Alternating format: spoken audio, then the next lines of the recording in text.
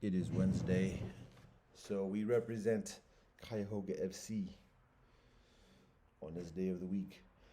Excuse me. We already say a blessing for the blessings.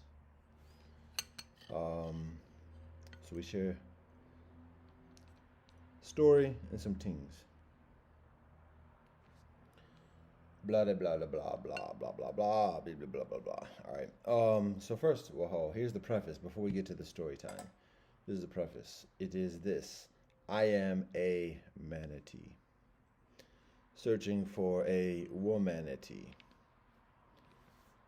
amidst an ocean of great white sharks, black stingrays, and orcas. Thus, we must be very mindful of our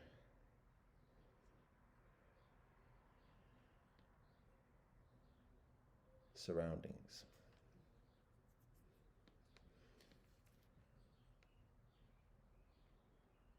And our behaviors. But that's it. A non-predator amidst predators. I've given that the parable, the metaphor, the simile of elephants. That's applicable. That's true. That continues. Deer, same thing. Ability of changing from deer to elephants, yes. But even that is not the most necessary of things. Lions don't kill all the deer every day. The lions tend to feed on the weakest, the slowest. The vast majority continue on. So being even the prey, it's not even a death sentence per se. It's just a matter of knowing, being on your P's and Q's, and the consequences of not being on the P's and Q's. So that applies to human predators against other humanoids as well.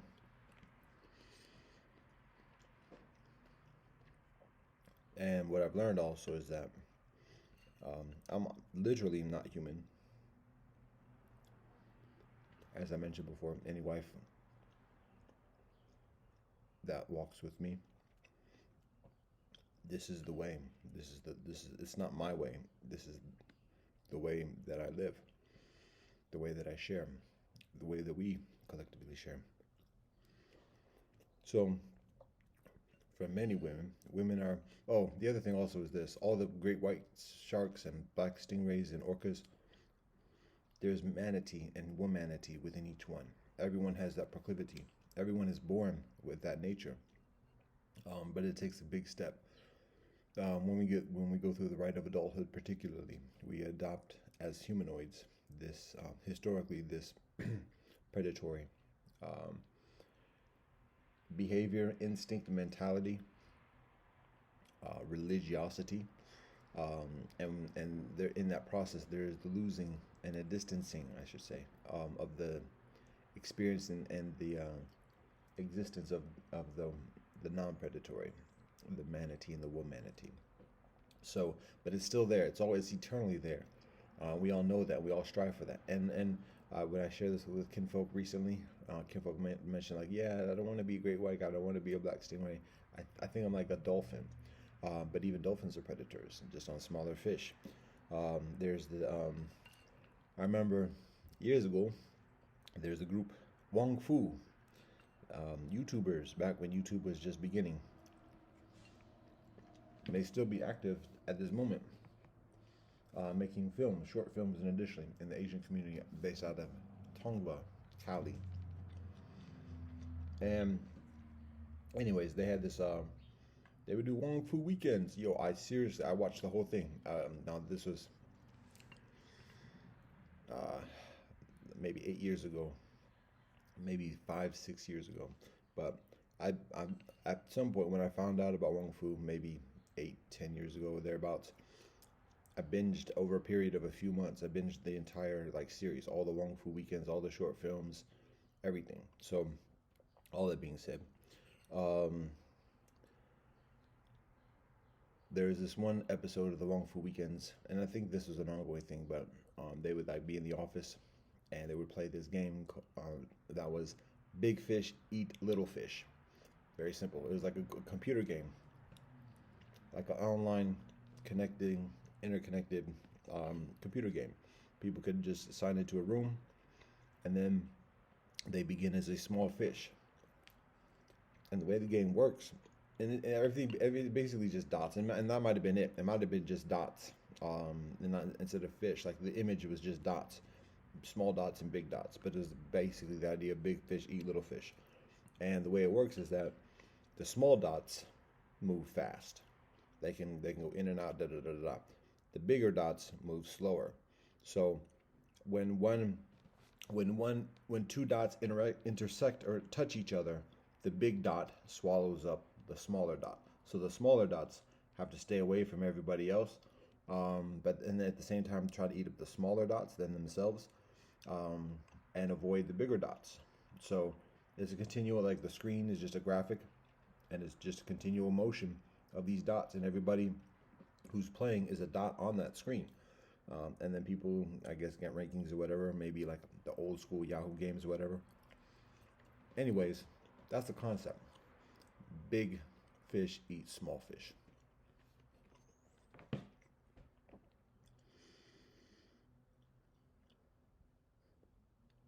There's a specific point to this, and I have to remember. Um, but obviously, it's a metaphor for society. The predatoriness within society, um, flexing one's leverage upon others for, for personal gain, but all the time, it's not necessary. People know that, but it's difficult to get off. So, all that being said, this is the preface. This is not actually the story. Wow, we're already almost 10 minutes in this journey. Point being that for me and my life and my wife, um, many women are trained, or every man is trained, every woman is trained, conditioned, taught, groomed to be predatory, to be that great white shark, or to be the stingray, or to be the orca, or whatever else. So to be different from that, it's a big step.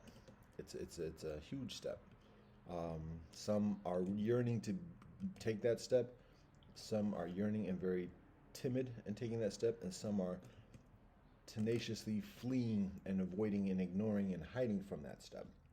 So, what I've learned in my walk, in my path, and in my search for a wife, proper wife, with whom to have children, um, at this point, I don't have to do anything. And as a matter of fact, I have to do nothing, meaning that what my role, my job, my guidance is to simply walk in this way, walk in this path, stay right as much as possible, and to make a space of comfort and security, um, for a womanity to observe, feel further comfortable, and then approach, and not have to say anything, because even the words, all this is political, all this is earthly, and particularly for kinfolk who are mixed heritage, who are intrinsically leveraged in the societal structures, infrastructures, hierarchies, that utilize language.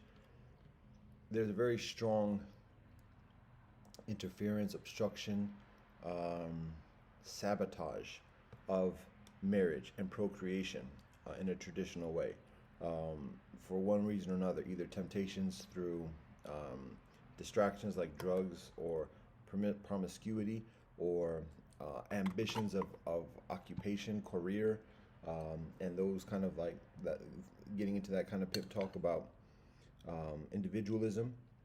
But and then when people are actually, and this is my personal experience, when people are actually proximate in terms of learning and meeting each other, building a relationship, then there's obstruction from members of even one's own ethnic group, mono ethnic group, because there's less of a value for mixed people in the monoethnic groups procreating. Yeah, we might be able to accept them, we might be able to tolerate them, and as long as they're producing something and putting something into onto the table. But nah, we don't ain't gonna support them marriages and have them children and everything else like that. We want our pure 100% kinfolk.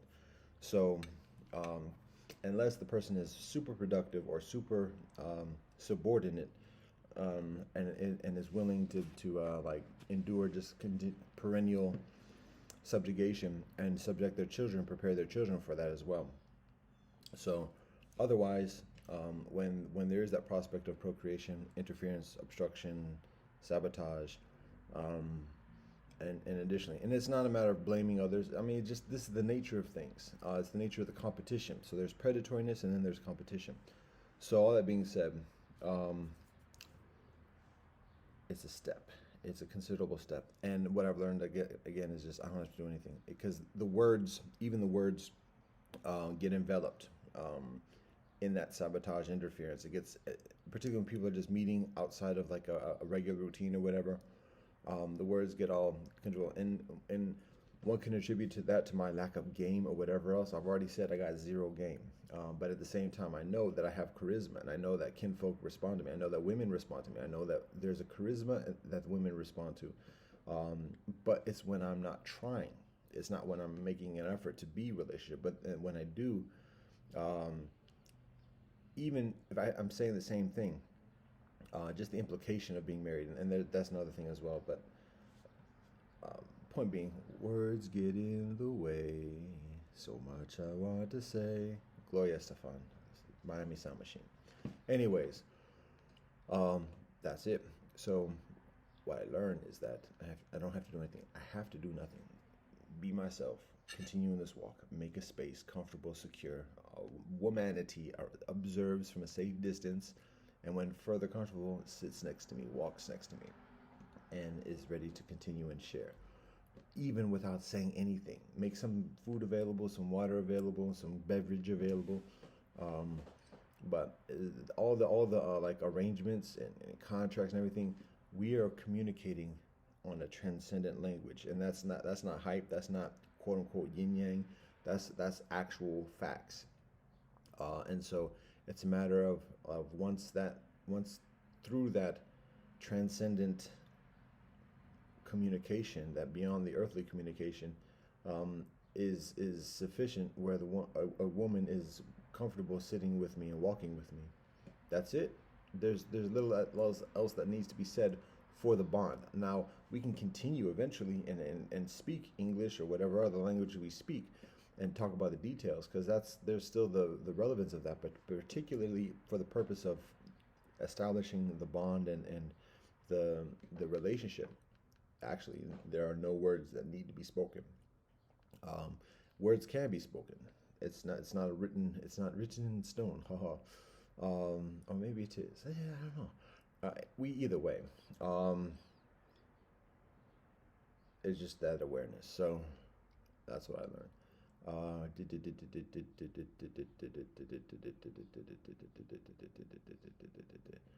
Um, we talk about women and conditioning and career and anti-traditional family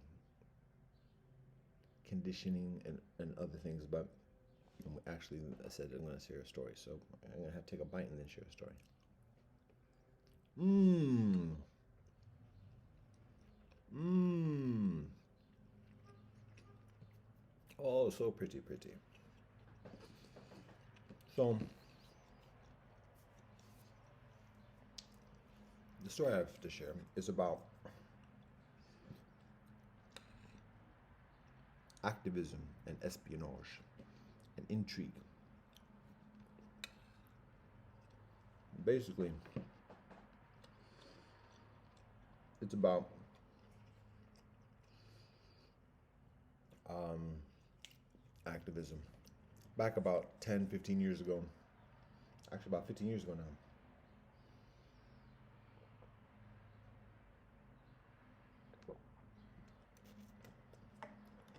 13 years ago. This is during the Occupy scene. um, 12 years ago, maybe. Anyways, there was an activist based out of, I think, Minneapolis, Minnesota.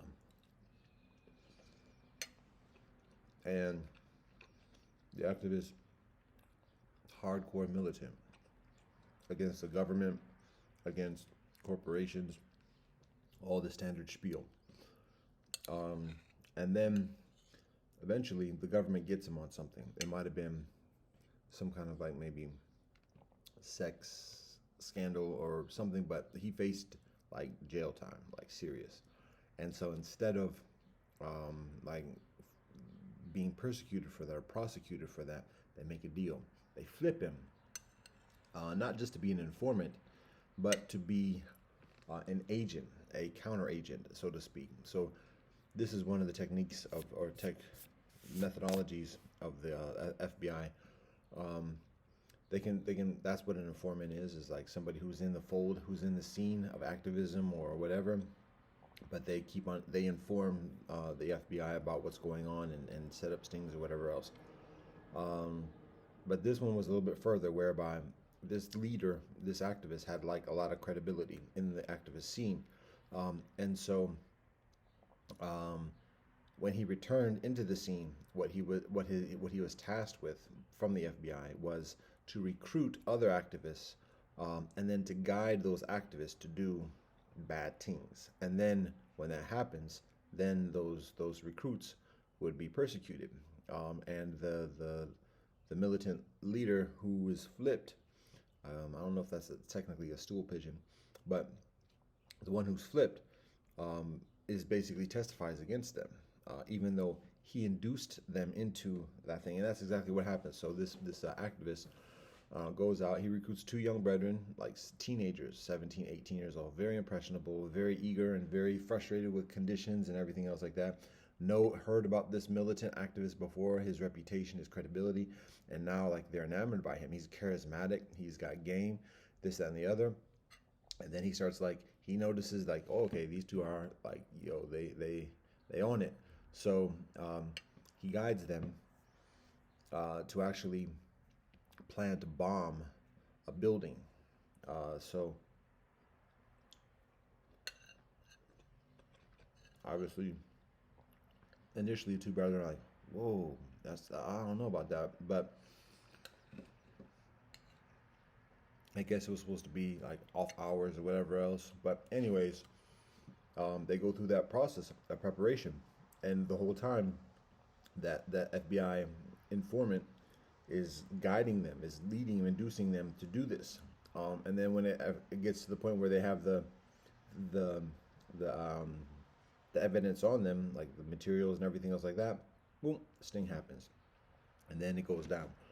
So um, again, that was just 12 years ago, whatever else. These days, like the game is way, even just in the past decade, with the technology and capabilities, it's beyond what I specifically am aware of, as I've mentioned before. I see evidence of certain things, but the game is way evolved just within the past 10 years. Now, that 10 years ago, that's what the FBI does. And the FBI is tame compared to what the CIA does. As I said before, the FBI tends to work in the United States specifically about domestic threats within the borders. CIA tends to work outside of the borders. And CIA uses all different type of tactics, like no, particularly because it's off of its own territory, it's not dealing with its own population. All types of lies and buyouts and putting up business fronts, spending millions, billions, paying off like militia, like it's assassinations, and it gets way tenacious, way much further than what the FBI does, generally speaking.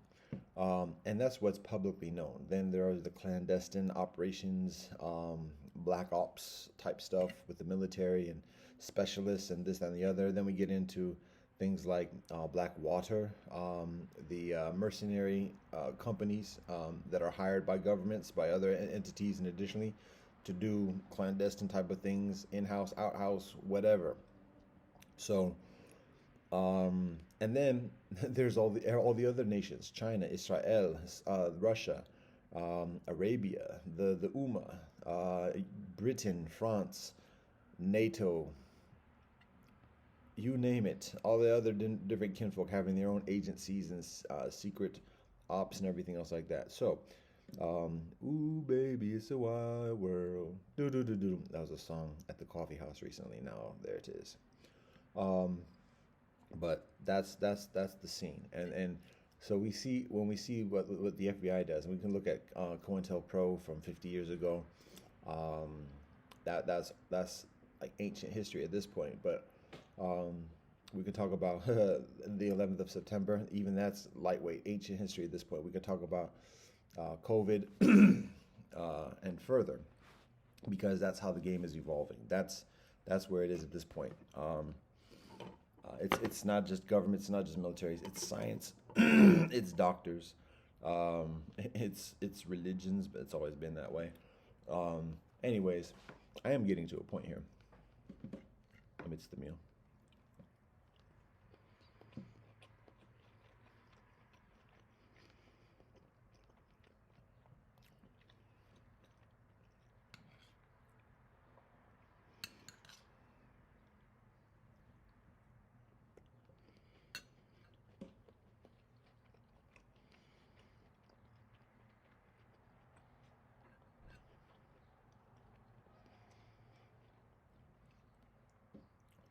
We see some of what the FBI does, officially, unofficially. We see some of what the CIA does, historically.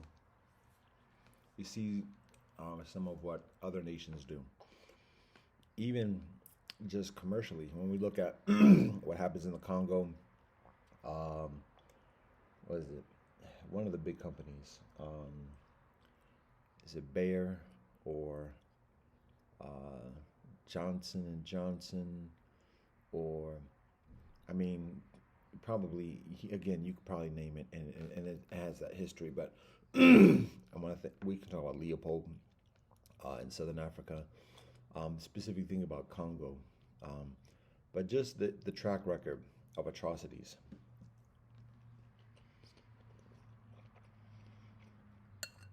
Not even about what governments are willing to do, but what people are willing to do through whatever guise, whether it's religion, whether it's government, or otherwise.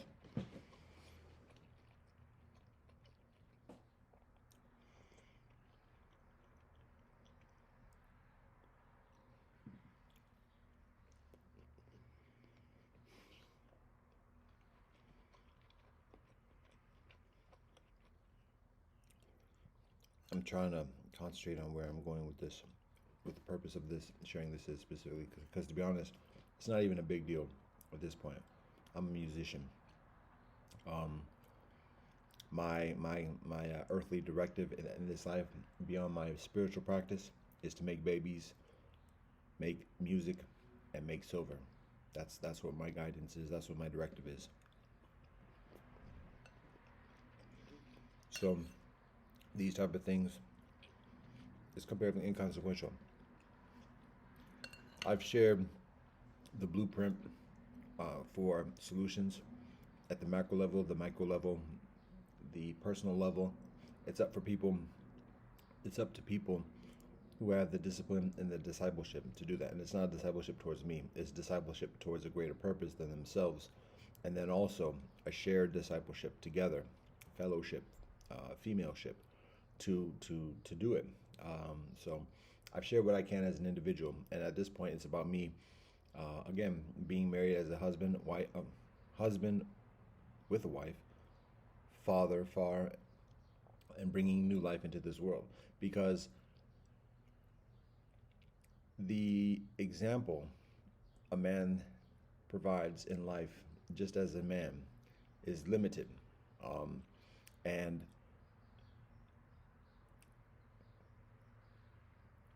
even the martyr trope is very limited. When we talk about leading by example and inspiring others, particularly inspiring other men, encouraging, even convincing other men, not conquering, but just convincing, like, okay, I see that. That requires being married, it requires having children. That's how this world continues, that's how life continues, it's the nature. So, any ideas, any inspiration, any guidance that a man provides is reaches a limit until it includes the actual experience and the act of being a husband and being a father, and sharing the graduated lessons from that experience, from firsthand experience. So that's where I'm at this moment. Motors.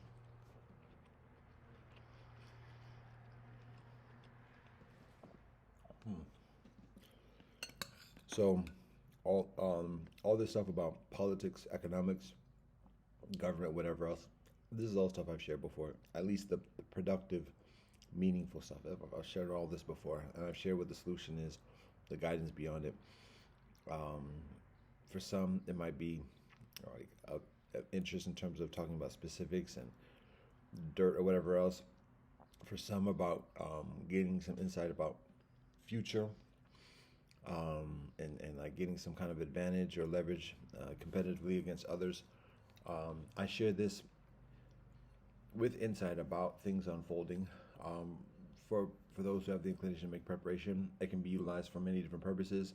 But the reason for me sharing this is for people to be aware, for people to be affirmed in what they already know, and respect and share accordingly. So,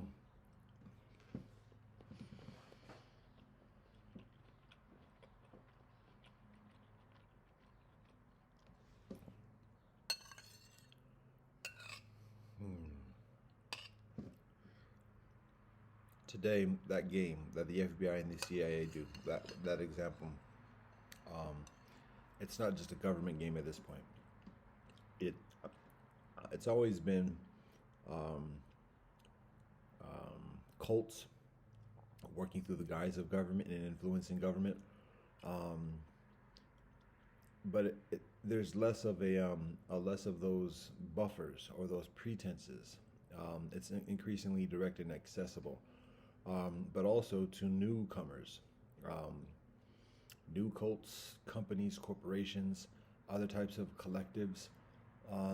The capabilities of attaining information, leverage, um, and additionally, are are further accessible to people. And the game isn't bombs at this point.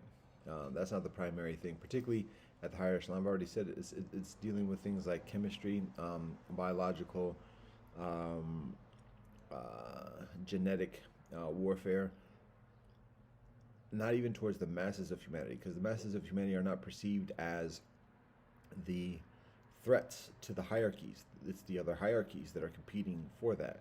So it's genetic warfare against the hierarchies, particularly because also the masses who are doing the physical labor and additionally have stronger resistance, um, physiologically, to those types of tactics, generally speaking. Um, there is still the susceptibility to the warfare and then like out and out violence, but within the culture of the hierarchies, that there's less tolerance for those type of tactics, particularly within the mentality of the children. And the adults within those hierarchies are extremely beholden and dependent upon the perspectives of the children, the youth, who are less guilty and less fraught with the weakness of the weights of the atrocities. So, wow, there's a lot of things here to share and unpack, but um,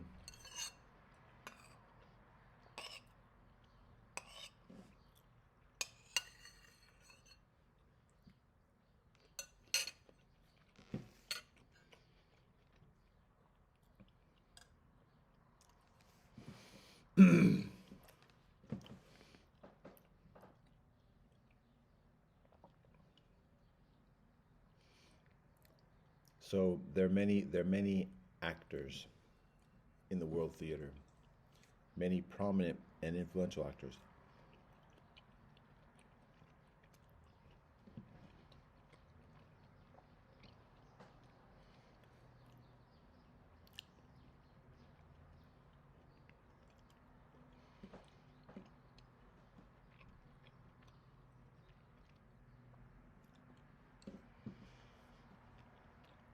and the scene is shifting. There's a paradigm shift. Um,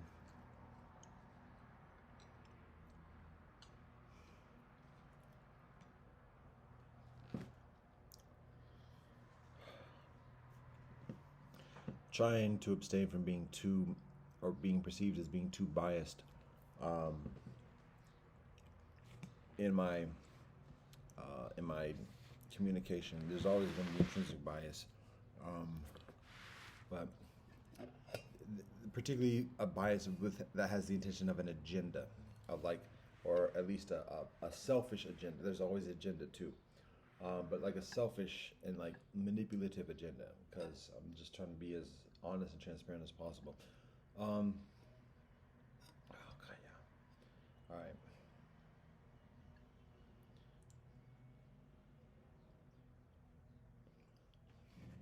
I'm thinking about challenges, particularly with Christian kinfolk recently. Um, I'm thinking about the waning of European imperialism, or imperialism through the face of European, and the rise of imperialism through the face of East Asia. Uh,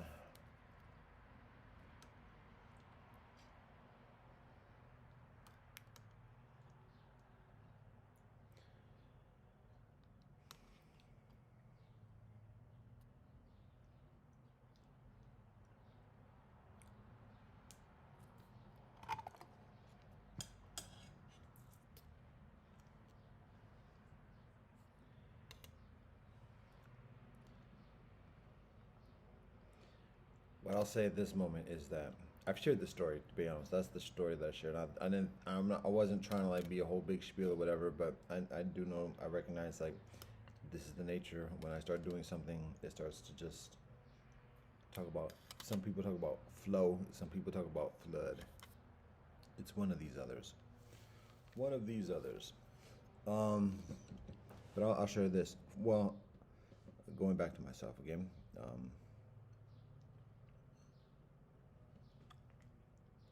When I talk about being married, um, I am commanded to be married. I am commanded by God to bring new life into this world and to show that new life, children, progeny, how to walk on this earth, in this earthly realm, in a righteous way.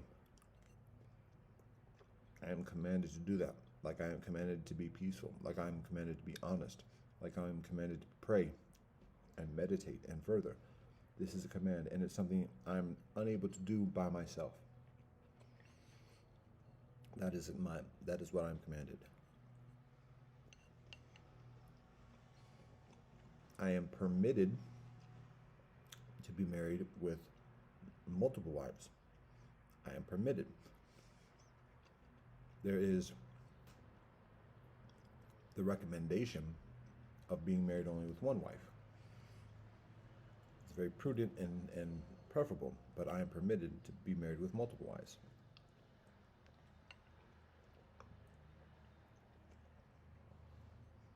Who could say no?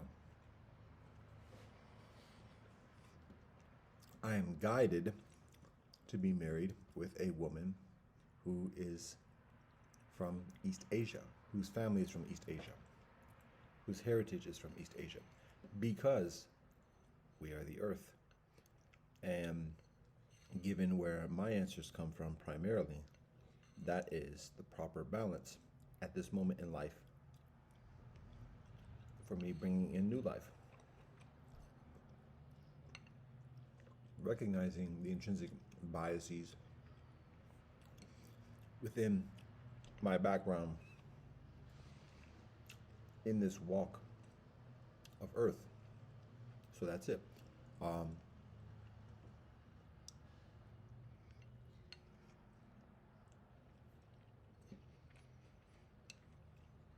so when I talk about the rise of East Asian civilization, that might seem like sellout, it might seem like fortuitous or pandering, or otherwise.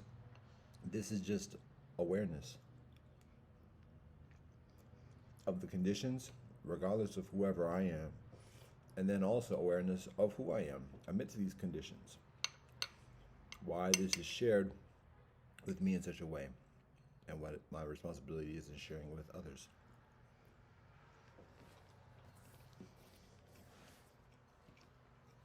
So, that being said, I'll also share this thought, this consideration about the basic difference between European culture and East Asian culture.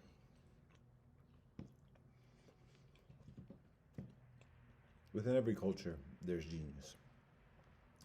Within every culture, there are specific proclivities compared with other cultures.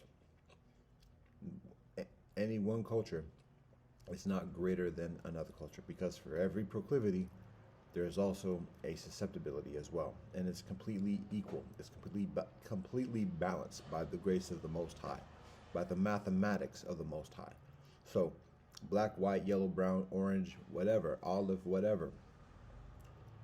There are differences, and there are benefits and there are advantages, but then there are also disadvantages and their detriments. And so it's a matter of bringing things to the table. And kinfolk can stay just with their own kinfolk's own selves. But recognize that even in trying to conquer another collective, it's exactly absorbing the nature of that other collective. That's just the nature of the conquest. So just be mindful of that. And when kinfolk want to be pure, whatever they are, then stay where you're at. Stay in your own habitat, speak your own language, use your own technology, be with your own people, and that's it. And be happy with that. Be satisfied with that. Children may honor that when they observe you and want to emulate you and do what you do. When children see some kind of perceived deficiency or hypocrisy within whatever you're doing, then they look away and they look towards something else. They look for truth elsewhere, a greater truth elsewhere. So that's on you. That's on us. So anyways, that being said, one of the differences that's observed, the significant differences that's observed between European culture and Asian culture is this. European kinfolk, generally speaking, are brainiacs. Again, every culture has brainiacs. Every culture has genius, mental, physical, and further. But European culture is just, by and large, brainiacs. As a side note, one way of describing it is that equator cultures that emerge and peoples that emerge that are indigenous from regions around the equator tend to be further connected with the earth and further strong in terms of the physiology, not just body-wise strong and not just fertile and be able to make babies and be healthy, but particularly healthy to resist diseases and additionally. And so that lends itself towards certain things, and it lends itself towards away from things. And it's not saying that there's no brain genius. There's obviously mental genius, there's heart genius, and there's spiritual genius within regions around the equator. But we just look at the general experience. That's one thing that is observed through the civilizations. And then when we look at the polarities, the polar ends of the Earth, particularly in the northern hemisphere, because that's where the larger land masses are, near the pole, where it's colder. There's generally less physical. I'll put it this way: there's further susceptibility to disease, illness, frailty of body. Again, there's mighty strong kinfolk in the polarities as well. But generally speaking, at the same time, there's a distancing from the earth and a concentration on the abstract, planning for the winters and valuing that generation after generation. So it's a culture. Those who are provided with marital prospects and having children are those who have that propensity of making plans and getting those plans done, how to construct a house without getting it um, without having it infiltrated by the wind, how to construct boats, how to construct tools, and additionally, those are things that are extremely valued rather than necessarily other elements within warmer climates. So, brainiacs. One other way of describing that is on this continuing side note is when we look at a leaf, like a leaf when it's like dark, and this is we can look at scriptures from the Quran and additionally about this, like the darker the berry, the sweeter the juice, but the darker the berry, the darker the leaf, particularly, like the further we observe like a certain vibrance and resiliency. When that leaf starts to lose its, I guess it's called chloroform or whatever it is, it starts to get colored. Um, there's that vitality is starts to think. So we can look at that in terms of the phenotype of the skin. This sounds very aesthetic and superficial and stereotypical, but the consideration is recognizing you seriously looking at just the physiology. It's very similar particularly when we recognize ourselves as plants. That the lighter the phenotype is, the frailer the physiology is with the aggregate elements of the earth, exposure to the soleil, and additionally, but at the same time, mentally, the cognition is significantly heightened, concentration, and further is significantly heightened. So, anyways, we can reason about that. I'm not offering that as some divine doctrine per se, but it's observation. And the point is that in the brainiac culture of European civilization, European kinfolk, there is also a coinciding susceptibility, a high brainiac experience, but at the same time, a high need for escape from that brainiac, of like finding, I'm not trying to think about this right now. I need a break, because when the brain is on tilt, the brain can lead people to get into like tenacious situations when we recognize how powerful the mind is and how difficult it is to control.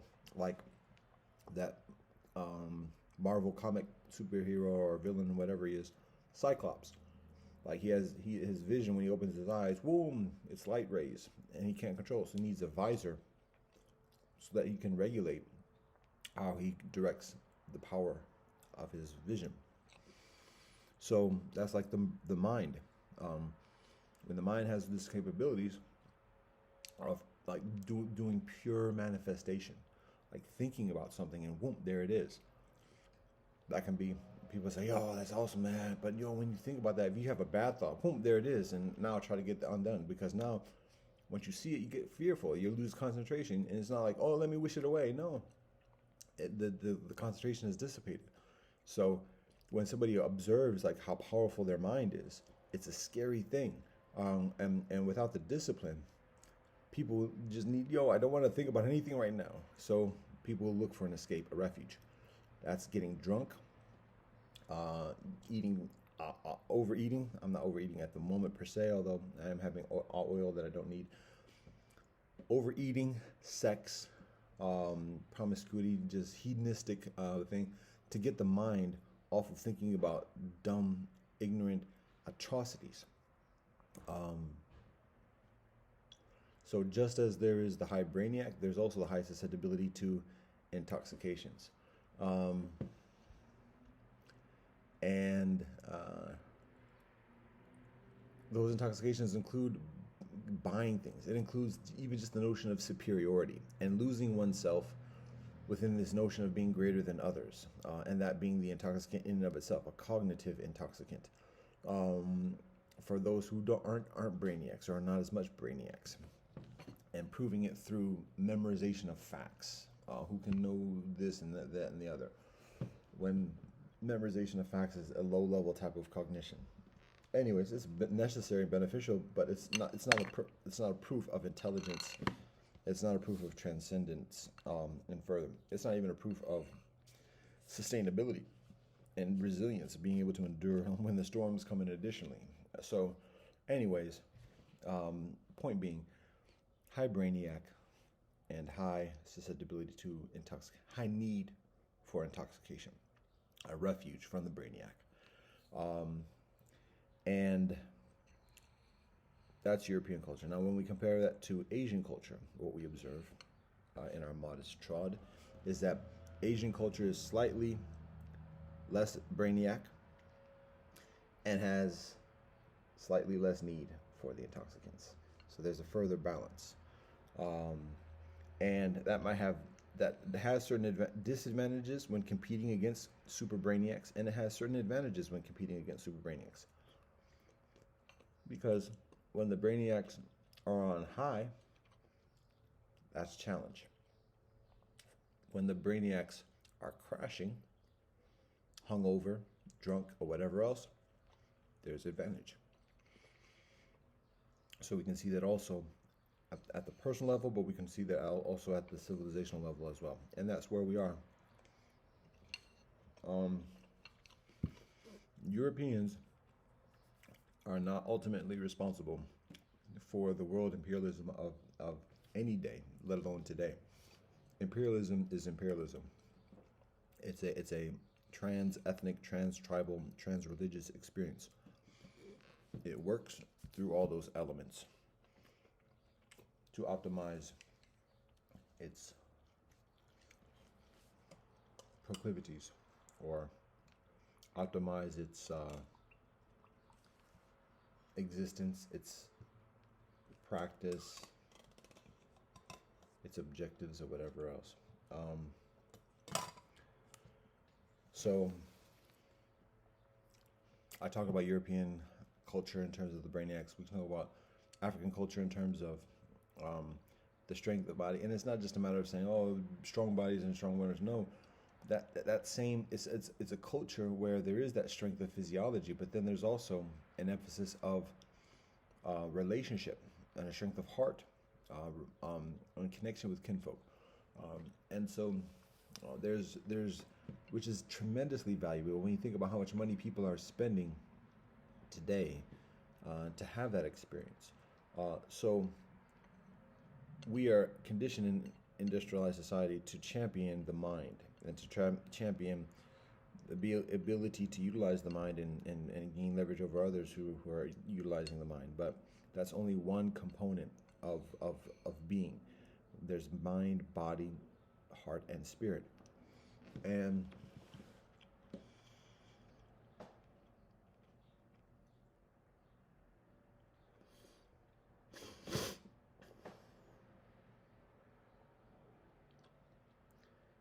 it's beneficial to be mindful of that.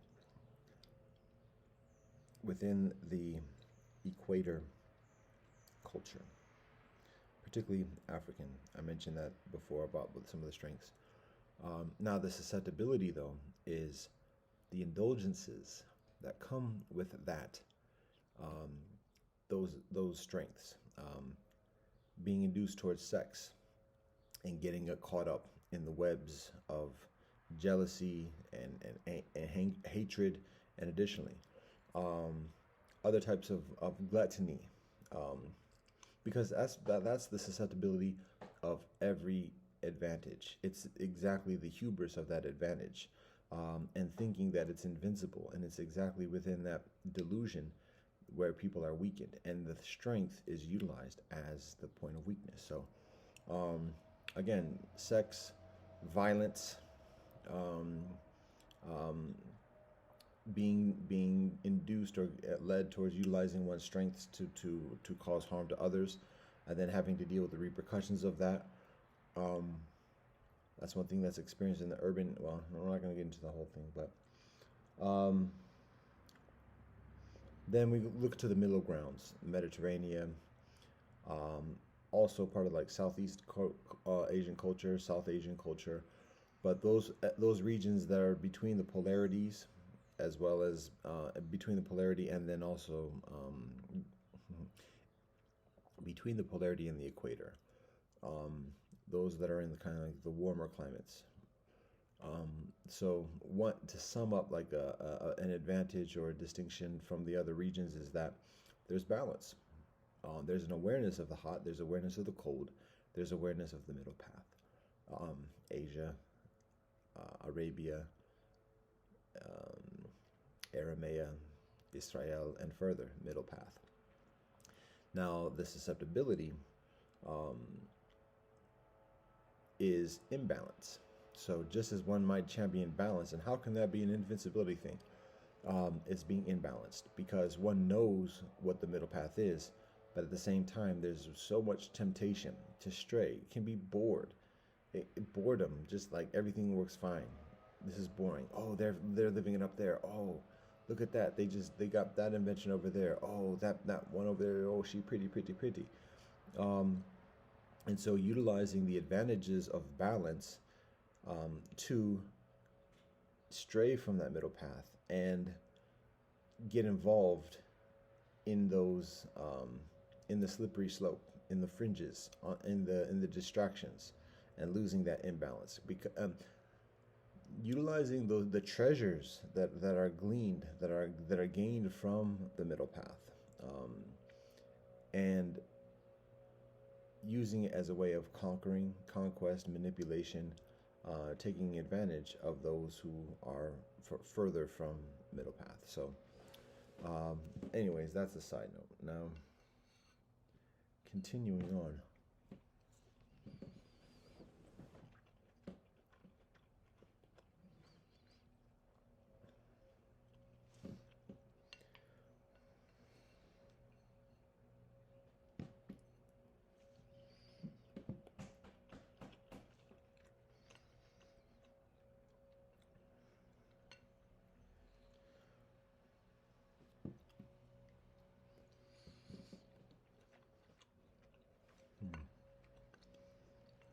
I think about sharing an anecdote from yesterday, but I think at this point it would just seem to be rather self-promotional.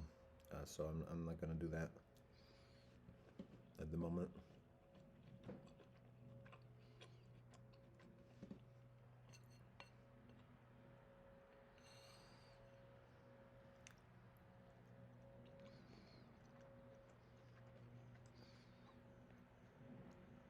What I can say is that um, particularly the United States, and when I talk about the United States, I'm talking about the cults.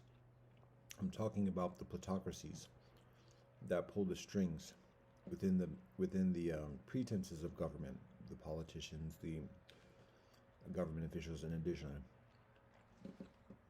I'm talking about those who hold land titles, and additionally, there's a certain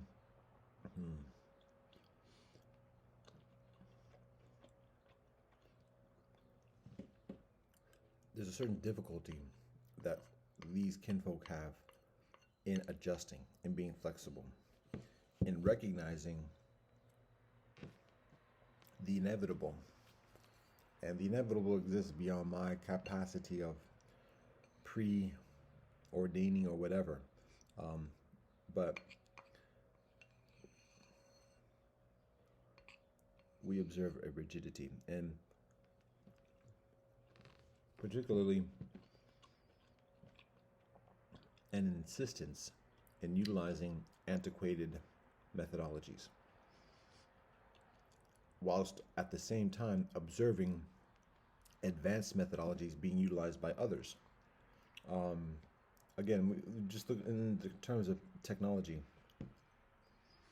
It's like somebody who has a library, multiple libraries of millions of 8-track tapes, and refuses to play anything other than 8-track tapes because that's what one is invested in.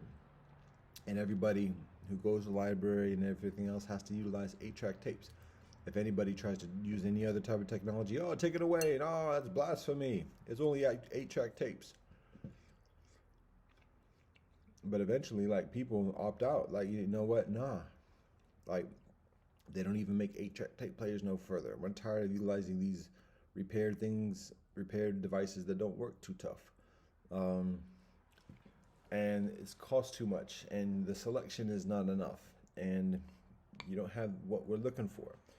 So that's how the cults of the governing cults, the plutocratic cults of America, are concerning social technology, multicultural technology, and just reverting to the same kind of divide and conquer, get people drunk, pit them against each other, undermine the leadership that rebels or tries to stand up for itself, and all these other things. Like, meanwhile, growing much further frail and much further susceptible to conquest from outside entities. And anybody who tries to like learn about outside entities, anybody who tries to connect with and build a relationship with outside entities, find a way to get them.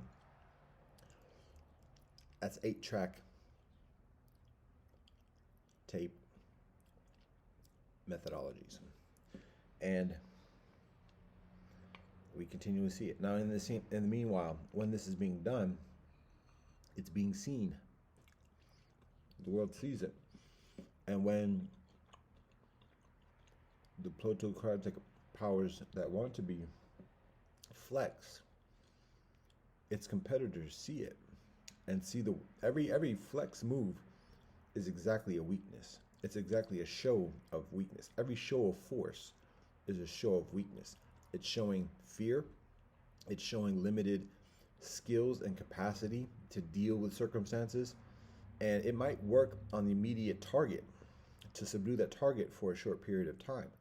But at the same time, the competing forces, the competing plutocratic powers that want to be, observe that, oh, wait, hold up, look at them. Why are they flexing like that? They scary. Okay.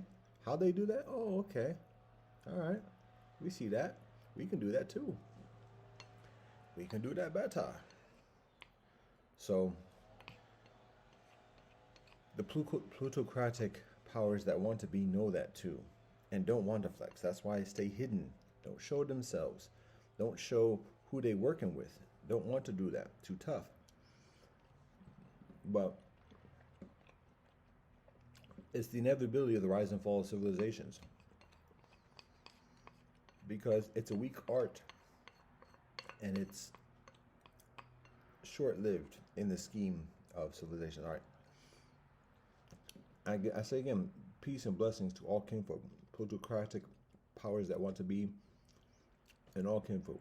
This is not a condemnation. It's an articulation.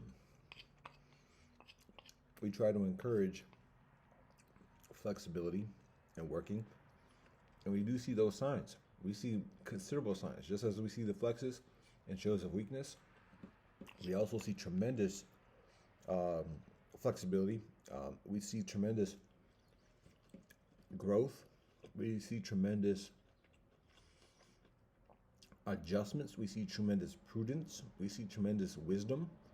We see tremendous discipline. We see evolving discipline and adaptability and adaptation. And that's not a matter of selling out or giving up or betraying, but it's just a matter of like, okay, we're gonna have to adjust this. We're gonna have to like renovate this factory here, or we're gonna have to change how we do this village thing over here. We see that, and we encourage that, and we emphasize how much further is necessary. It's not just a spot here and a spot there. The forest will return. The water will be clean.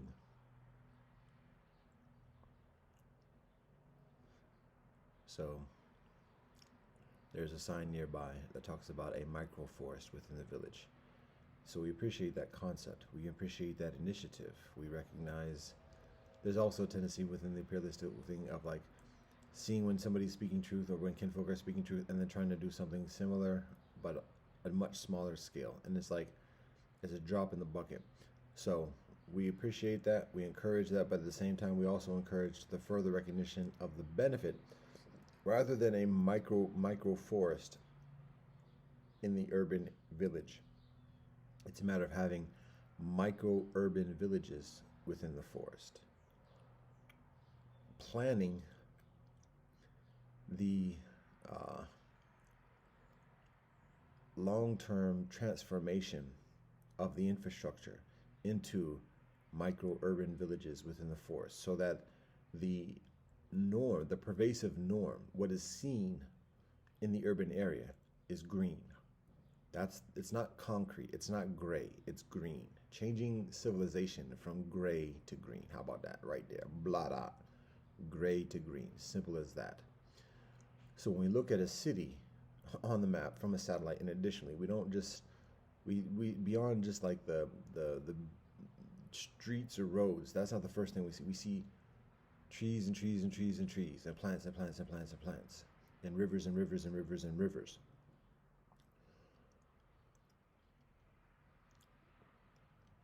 And then pockets of small villages, a population of from a few hundred families to a few thousand families. Pockets within the forest, the vastness of the forest, so that the experience that the children have when going from village to village, municipality to municipality, it's not a matter of seeing the grayness of the concrete of the roads and seeing the strip malls and the buildings in those commutes. It's all green, it's all trees, it's all water, natural. And then once arriving at the village, oh, amidst the trees, here's the village. So, and I'm speaking from the Ohio bias, because that's the nature where we live. We're told, like, just a few hundred years ago, before the pervasive agriculturalization of this land, it is all trees. From Cleveland to Cincinnati, a squirrel can walk without touching the ground, meaning that there are just trees everywhere, and literally, like, a squirrel could walk from branch to branch from this area of the Cuyahoga all the way up to the Ohio River, where the Ohio River continues on to Mississippi, thereabouts. So today, less so, because one, the cities, but then also the vast areas of land that are turned into agrarian land. So again, even with that, balance. So I walk. I'm supposed to not share this at this moment, but I'm on this verbosity thing. So they call it, is it verbal diarrhea? That's not table talk. These joints too are going to be further evolved into music, God willing. So whatever these words are, they're going to be expressed, God willing, through music, because, like I said, I'm a musician. So that's my occupation. What I say about that is my first 25 years of life are spent as a formal student, formal education, 25 years, quarter of a century, over a quarter of a century, studying, learning about the rebellious ways of the world. The next 25 years of my life, this past quarter century, as I near 50, I'm pushing 50, I'm 49 years old. The second quarter century of my life is spent learning the sovereign ways of the world, and walking on a spiritual path, beyond government, even beyond religion. I'm not greater than any religion. I don't have a greater knowledge than any religious leader per se. I have certain strong points and certain weaknesses. But as religiosity as a phenomenon, there is a knowledge that exists beyond religiosity. And that's not blasphemy. That's not shade. That's facts. So anyways, I learned that. Some of that. It's a continual process. This past quarter of a century. And I share with the world what I know, what I learn about solutions. Again, as I said, the macro solutions, the micro solutions, the blueprint. I've shared it. and I've done what I can do. I've done what I'm supposed to be, what I am supposed to have done. I've done it, um, and people have squandered it. People have ignored it. People have ridiculed it. People have utilized it. People have stolen it. It can't be stolen because it's not mine. But people have taken it without acknowledging where it comes from, and that includes myself. But I'm a peon. I mean less, but particularly recognizing the Most High God, Elohim, known by many different names of this earth, um, and because of that, the effectiveness of the solutions hasn't been as potent because it's not as genuine and it is not as rooted because it's discipline. It requires discipline, and I do have a considerable discipline. I have things I need to work on still, things that I slip up on. So I ain't perfect per se.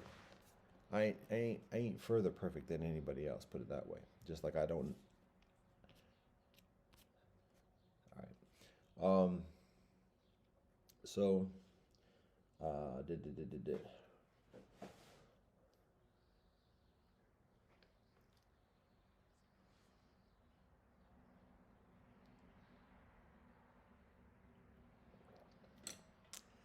That is bitter, and I'm uncertain how much of that is because it's old tea leaves and how much of it is because it's a lot of tea leaves. It's both. Um, and I guess when it's a lot of old tea leaves, it's less tolerable. Perhaps was what it is. Perhaps less advisable too, to be honest, because tea is medicine, but just like with everything, too much of something is inadvised.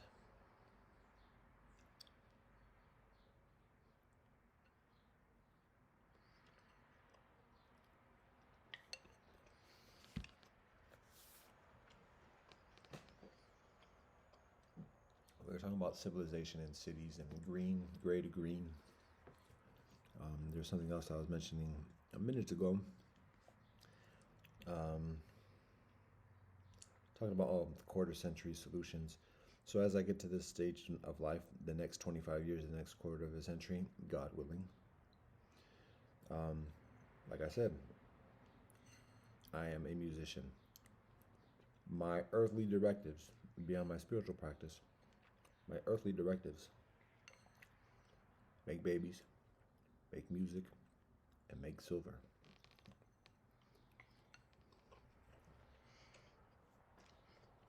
We need shelter. We need a place to stay. We need materiality. And additionally, but um, the coalition building, the reaching out, and additionally, we have relationships. We have a certain trust. We have certain mutuality. There's ebbs and flows with this.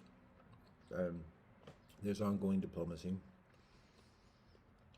And there's ongoing discipline with that respect. But in terms of ideas and projects and stuff like that, making babies, making music, and making silver. Um,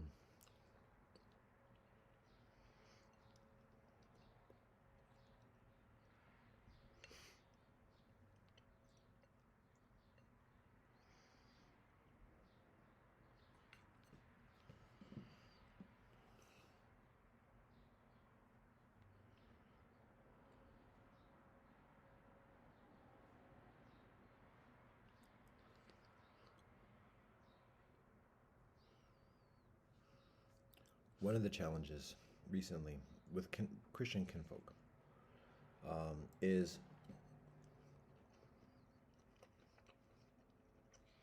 false witness and condemnation.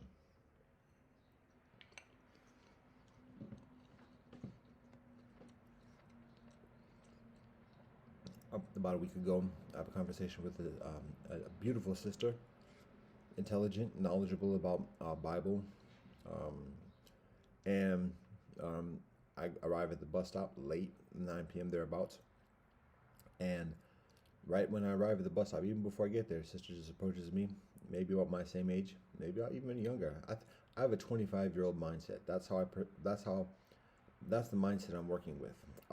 That's like my worldview is like as a 25-year-old. That's how I feel. But I'm a 25-year-old with 25 years of experience. Um, so whenever I see other people, particularly who appear like to be 30, 40, I immediately consider them to be older than myself. And eventually, if somebody starts disrespecting me, like I do my best not to disrespect anybody, whether they're 25 hours old. Don't care. Don't try to 25 months old. Respect towards everybody. Speak to everybody respectfully. Um, and when somebody just speaks to me disrespectfully, that's when I start to feel my age. Because it's like, okay, if I was young, I would just say, okay, it's a young, I have to be different, and just like, okay, this elder, I have to tolerate the elder. But when it's a person, and I start to wake up and be like, wait, hold up, this is a young person. Now it's an older person. I had similarly, but particularly when it's a young person, when I say young, 25, 30, 40 years old, I'm like, what? Hold up, this person's talking to me, huh? Wait, it's not even just a matter of me being disrespected as a being or as a man. It's not as many of being disrespected as an elder, and it goes against all different types of principles that I live by. So it's not just a disrespect of me; it's a disrespect of those principles that have old. Anyway, so I start to feel my age when people disrespect me, and I started like, wait, hold up. Anyways, sister approached me about my age, maybe younger, asks me if I am Rastafari. I say yes. Kinfolk ask me if I'm Muslim. Yes. Kinfolk ask me if I'm Jewish. Yes. Kinfolk ask me if I'm Christian. Yes. Kinfolk ask me if I'm Buddhist. Yes. Kinfolk ask me if I'm Native. Yes. Yes. To quote the sister. Her name escapes me at the moment. The mixed sister who's an actress. She says, yes, motherfucker, yes. So anyways, that's the answer. Don't have to use this cuss word, but that's the answer. So she asked me Rastafari. I say yes. We talk about that. I give her some information. We get into the scriptures because she has a knowledge about this. So now we talk about that. The bus arrives actually very expediently. My bus stop is very quick up the hill. I'm ready to get off. But by the point before I get to my point, she makes a comment. Now she's congenial. She's challenging. She's very reserved in her demeanor. So it's easier to have that conversation with her. Easier not to be distracted by the intoxication of man woman. And she has knowledge, so I'm responding to that. I'm respecting that, and she approached me. She asked me, so now there's a certain onus on me to respond and share with her whatever she's looking for, whatever I can at the moment. So then at that moment, before we get to my stop, she accuses me of being a polytheist because I communicate a belief in truth within each of the different traditions. And so I'm like, oh, wait, hold up. It's not even a matter of me being insulted per se or disrespected. It's just a matter of like, that's not facts. So I'll do my best to like articulate why it's not facts, so that you can understand if you are of that perception or belief. So I'll just speak matter of factly, like that's not the case, and this is why this is not the case. First of all, there's only one God. So right there, I'm professing that belief, this belief. So now you have to take me for my word for it, or you don't. And if you don't take my word for it, then there's little point for me saying anything else. So she doesn't disagree with me before she doesn't refute me. But at the same time, obviously, she's speaking from some type of previous perception or conclusion. So I first, just for her reassurance, say there's only one God.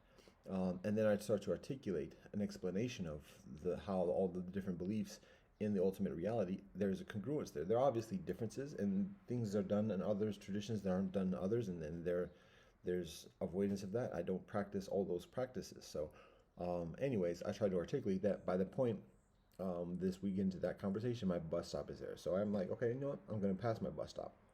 I'm investing in the conversation. So we continue on. And again, she's very congenial. She's very reserved. Her demeanor is reserved. So it's less aggressive, right? And at least there's the appearance of less aggression. But right there, when she said it matter of factly, she said, "Oh, you are a da da da da da."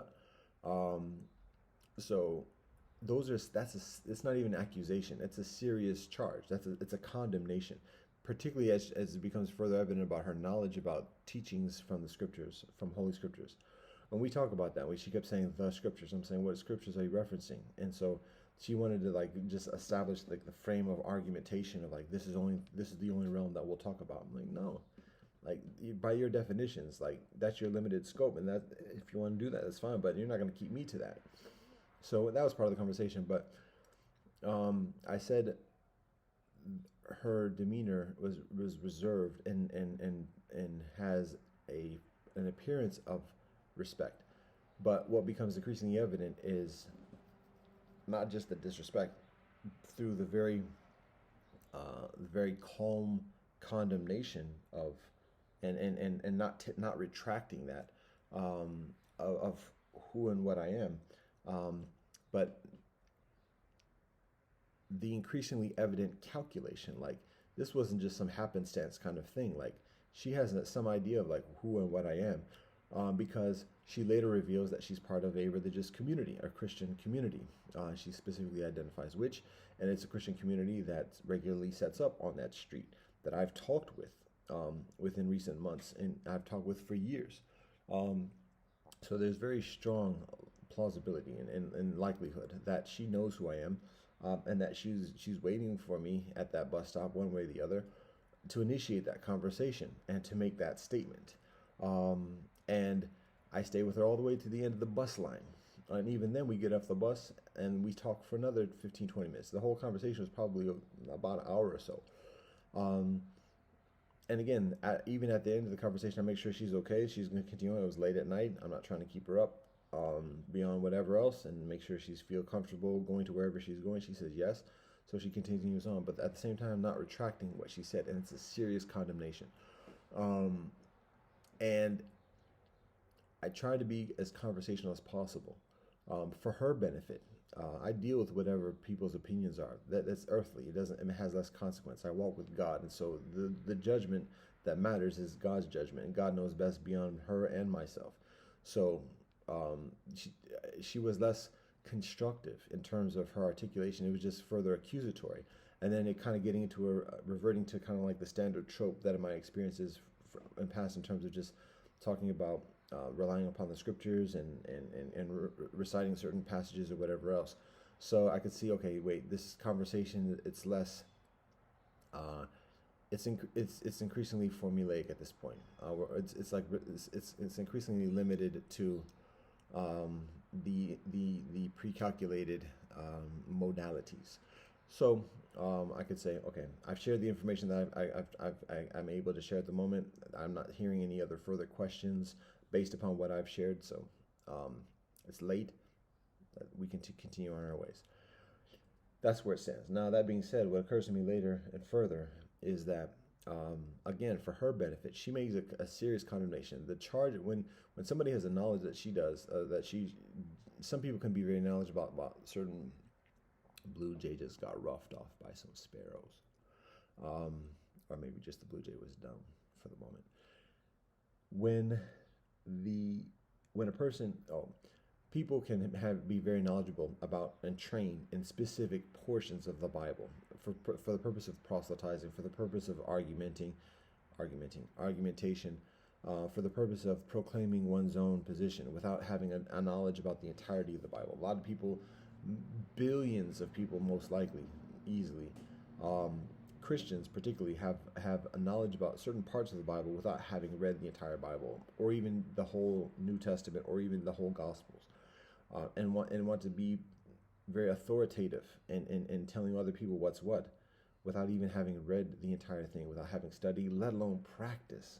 And that's one thing she and I talk about as well, as like doing what the Bible says, but yet not having to do this, not having to do that, and ultimately kind of whittling down to, well, as long as somebody proclaims Jesus as their Savior, then everything else is and it's just like, oh, that's not even what Jesus teaches. That's actually exactly what Jesus teaches against. When you look at the Sermon on the Mount, Matthew chapters 5 through 7, and further, it's repeated throughout the Gospels. It's not a matter of just proclamations and speaking a word. It's a matter of living and providing the fruits of that life. So, anyways, like I said, the productivity of the conversation reaches its zenith, and we continue on. What occurs to me later is that, for her own benefit, so she has some knowledge about the Bible and respect for that. Now, that's not necessarily a guarantee that she has knowledge about the aggregate of the Bible or other significant parts of the Bible, because point here is that what's taught in Torah, which is part of the Christian Bible, what is taught in Torah is that when anybody brings a charge, accuses somebody of committing a crime, whether it's theft, whether it's murder, whether it's lying, whatever it is, whenever somebody brings a charge against somebody else, and it turns out that the accused, the defendant, is actually innocent, that the defendant didn't do it, and that the actual witness lied, was trying to frame and bring false accusations against that person, particularly with considerable serious crimes like murder and theft. When that is the situation, and it's a false witness who makes a false accusation against somebody, whatever the penalty would have been for the defendant, if the defendant was found guilty of murder, found guilty of theft, whatever that penalty is that the defendant would have experienced is then put against the false witness. That's how serious the consequences are for somebody who bears a false witness against somebody else. So one of the prescribed punishments for murder is capital punishment. There are different punishments prescribed for somebody who commits theft. Now, when somebody is guilty, when somebody is found guilty of blasphemy, when somebody is found guilty with praying to false deities, polytheism, within Torah, within the laws of the Bible, that's death. To the best of my recollection and my knowledge and my studies, the penalty is death. It's serious. And that's not just death, depending upon where we look to specifically, it's condemnation to hell. So that's how serious that charge is. And if somebody has a knowledge about the Bible and the teachings of the law and is bringing that charge against somebody else, that's how serious that accusation is. And when somebody says, it sounds like you're a polytheist, that's a question. That's inquiring, investigating. So if somebody has a suspicion or if somebody has a presumption and isn't sure about that, it hasn't been proven, then you frame it in a question and they have the conversation accordingly. But when somebody says, oh, you are a da-da-da-da-da, that is not just an accusation. That's a condemnation. That's bearing judgment. That's proclaiming judgment against that person. And when that judgment is false, even when it's just an accusation, when the bearing false witness, when that judgment and that condemnation is false, then the penalty of death and condemnation to hell that would have been put upon the one believing in multiple deities is then placed against the accuser. So that's when a Christian comes up to another person and accuses somebody of something, and it's actually not the case. That's the consequence for that Christian. And when it's a community, when that Christian or when that person, that believer or practitioner, is doing it as part of the teaching of a community, so it's not just on the person, it's his or herself, but it's because that's what they've been taught to do. That's what the leadership tells them to do and tells them how to be. Then the guilt is shared with the entire community and the leadership particularly. That's how serious the implications are. Now, it may not be as evident and immediate as the example of Korach rebelling against Moshe Rabbeinu, about the ground opening up and swallowing people immediately. But we can see the evidence of those of the consequence of those false condemnations through the generations, through today, because we see the manifestation in just in terms of the essential meaninglessness. And I have to like pause to see how to share this, but I'm trying to be genteel, but at the same time, this is just difficult stuff, and it's necessary for people to recognize this and know, not for detractors of Christianity, but for Christian believers to know this. When there is this systemic practice of false condemnation, of going around accusing people of being certain things, and that's actually not the case, then the onus is on the whole of Christianity, regardless of what people's denomination are, and additionally, particularly within people's denominations, but across all denominations, anybody who's professing Jesus, that's where the buck stops. So those are the implications, and that's how serious. And we see the evidence of those consequences. Just to be honest, when we see how meaningless the profession of Christian faith is at this moment in history and in civilization, because even amongst Christians, there's so much cross accusation. Oh, that's not a true Christian. Oh, that's not a true Christian. Between denominations, within denominations, and additionally, when we see that doctrine of the proclamation of faith being the only thing that matters, and what people's behavior is, anything can be forgiven, and forgiven again, and forgiven again, and forgiven again, particularly if they're contributing to the tithings and offerings. Again, then it's meaningless, because that means that cats can do whatever they want on this earth and still be included, and still be protected, and still be valued. So we see that in we can call it the degeneration amongst the denominations, some further prominent than others, whereby, all right.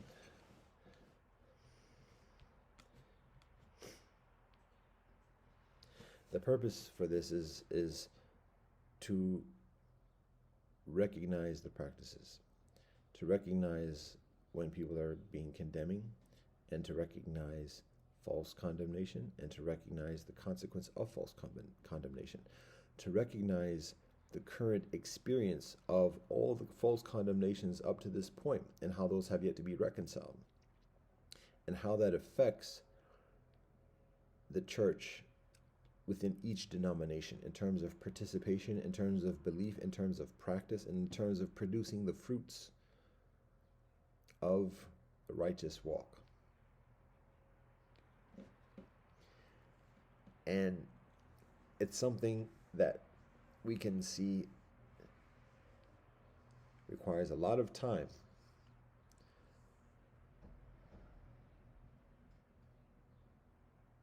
to heal. Actually, a number of generations, just based on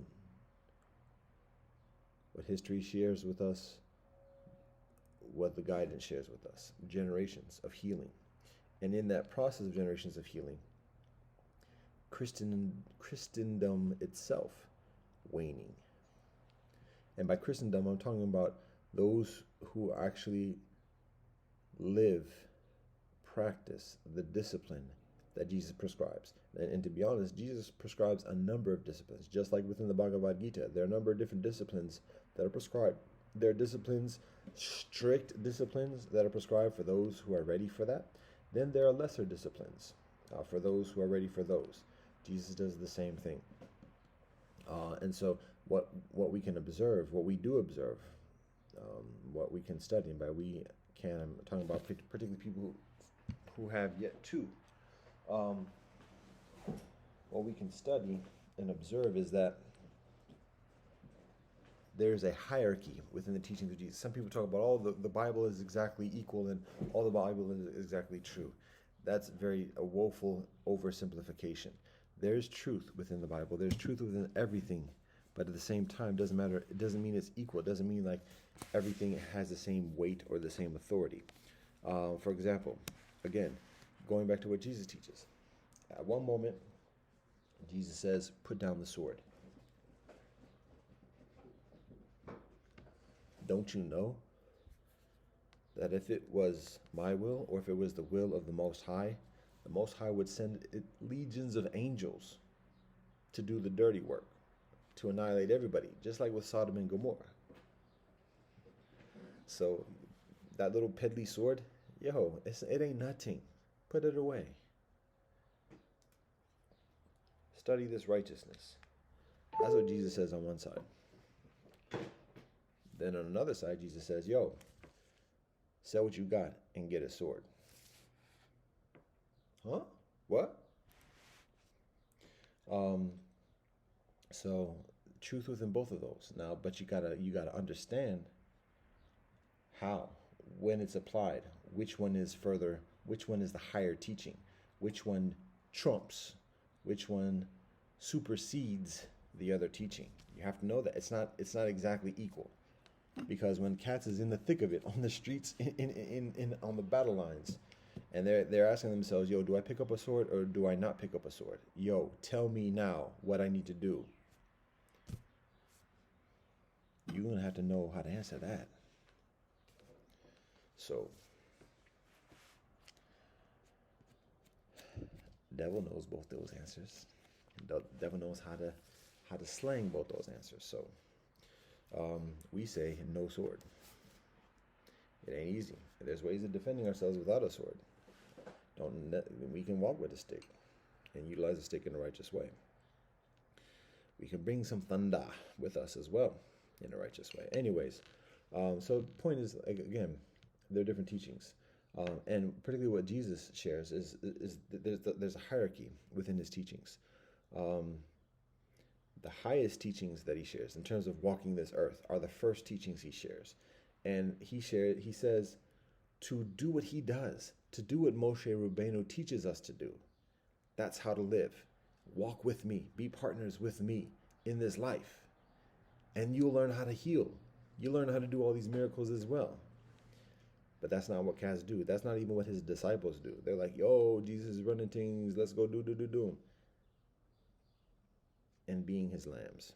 And that's not hate, but it's just okay. And when Jesus sees that, then Jesus starts to lessen, to reduce, to dilute his teachings and his proclamations.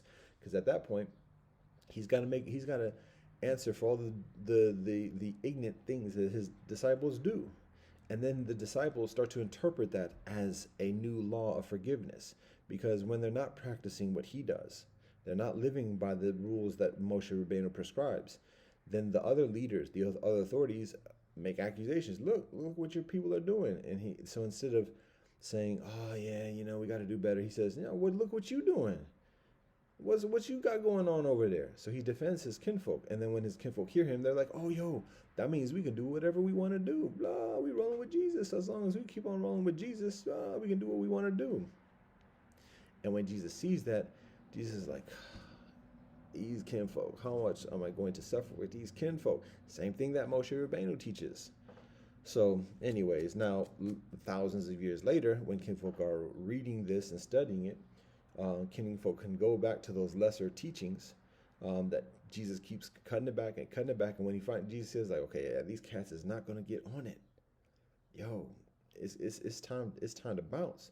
And cats think that Jesus died on the cross or died on the torture stick, still being deluded by the temporality. So that's another story. But Jesus being like, you know what? These cats are going to have to go out on their own. That is deuces. So, but there are stages that Jesus cuts down the discipline because he sees that people are not ready for it. And he has compassion on the people. So rather than sticking to the discipline and be like, look, either y'all are on this or y'all got to get away, he continues to give, and people love him even further because they don't have to do anything. All they got to do is yell, big up Jesus, and that's it. So, point is, at this moment, to recognize that, to recognize what the higher teachings are that Jesus says. And if cats ain't ready to practice those higher teachings, that's on cats. I mean, that's people's own prerogative. But it's beneficial to recognize that those are the higher teachings and to support those who do practice those higher teachings. And that is what the Bhagavad Gita teaches. That is what the Tao Te Ching teaches. In addition, so when we look at, and Jesus says himself, who is my brother? It's the one who practices. So when I talk about recognizing truth within each of the traditions, the Bhagavad Gita, Digha Nikaya, Tao Te Ching, and additionally, when the Bhagavad Gita talks about being honest, to be peaceful, to be loving and compassionate, to recognize all beings as oneself, that's the golden rule right there. That's truth. That's exactly what Jesus teaches. That's the word of God being shared. That's the benevolent news. And if you don't recognize that as a Christian, you have to question yourself, to be honest. Because if you ain't going to question it, you're going to be questioned one way or the other. Honest facts. Doesn't mean you have to convert to something else, whatever, but to respect the truth when you see the truth. If you're a Muslim, same thing. Respect the truth when you see the truth. Make proper investigation. To be honest, in Judaism, it's already known. So,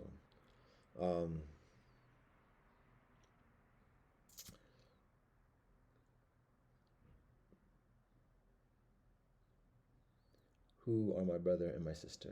My mother, my brother, my sister. Those who do the word of God. What is the word of God? To love others, to love God, and to love others. Now, okay, now I'm getting a little bit specific to this. I know 2 hours in this. Come on, y'all. I still got things to do. Music, babies, silver, baby music, silvers.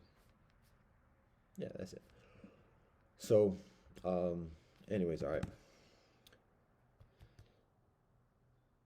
Just to be specific, like, the sister accused me of polytheism because I said that Christians and Muslims believe in the same God, even that Christians and Hindus believe in the same God. Now, if she were to just accuse me based upon what I say concerning Hinduism, that might be understandable. It's still not, and it's still inaccurate, still a false condemnation, but it's further understandable. And again, I can explain to you, and it's not a matter of like pimp talking. I can explain to you specifically and simply how it is. It's not even a monotheism. It's just it's the ultimate reality, creator, great mystery, Tao. It's the same thing. So for your benefit, I'm explaining this to you so that you don't go around falsely condemning people and hurting yourself in that process. So, first of all, if you think that Muslims, and she said essentially says Muslims pray to a different God than Christians, that's so ignorant. It's just plain ignorance, and that's beneficial for you to recognize. That's one thing. And am I just venting at this point and like loading my chest or whatever? This is for whoever benefits from this accordingly. Whatever these things are for. I'm getting further gray. Where's that gray and the green? Anyways, technically this might be white though. Blah blah. Oh, what the hell?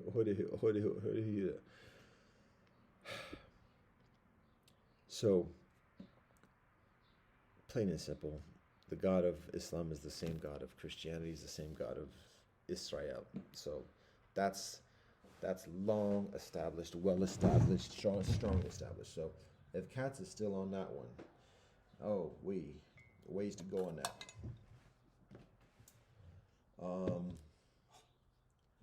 Un momento, por favor.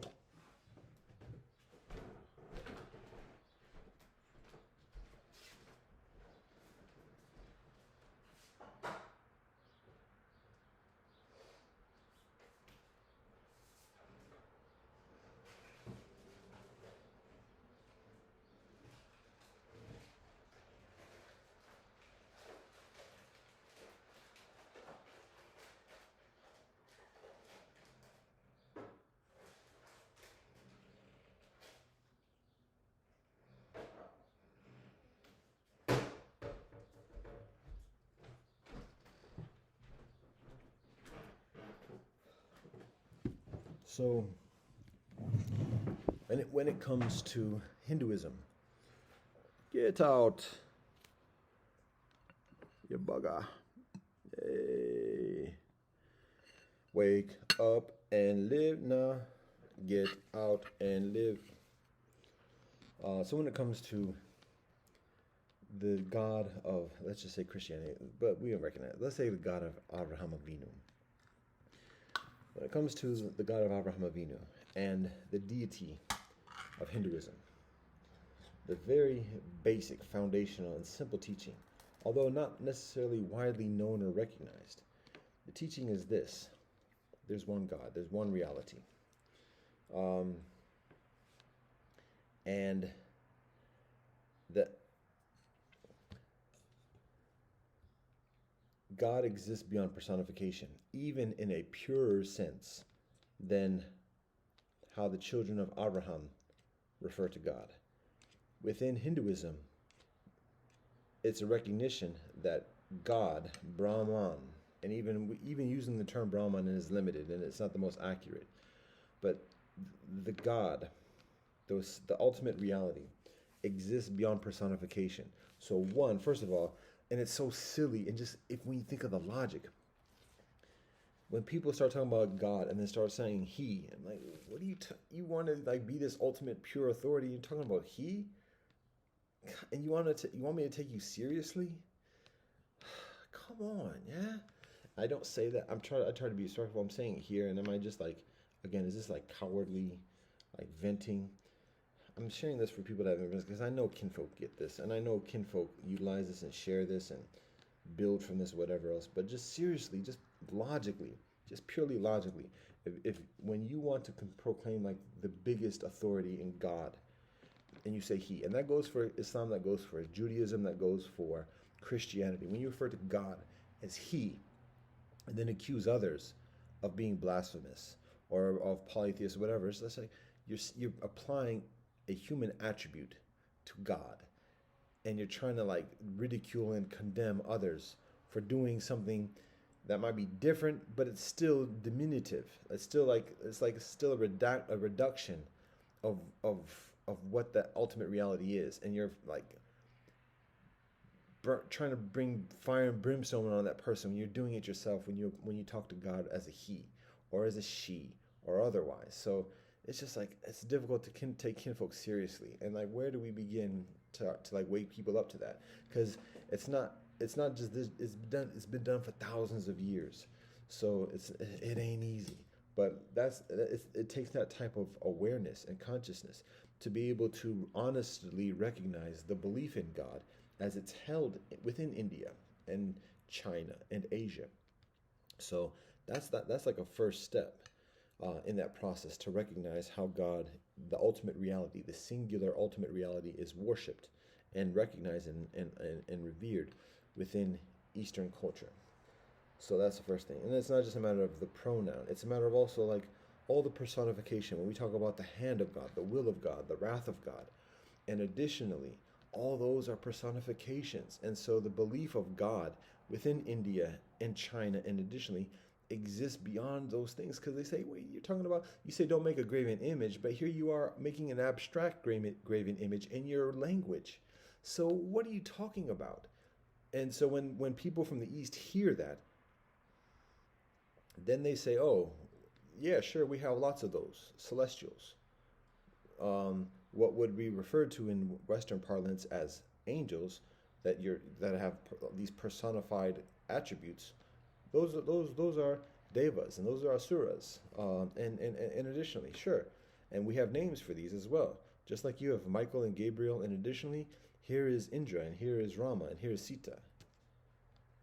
Those are angels in the Western parlance, and some people do worship angels, yes, but not everybody does, because the higher teaching within Hinduism, specifically the Bhagavad Gita, is to worship and to acknowledge, and just by acknowledging the ultimate reality, that's intrinsically worshiping the ultimate reality that exists beyond all the personifications and additionally.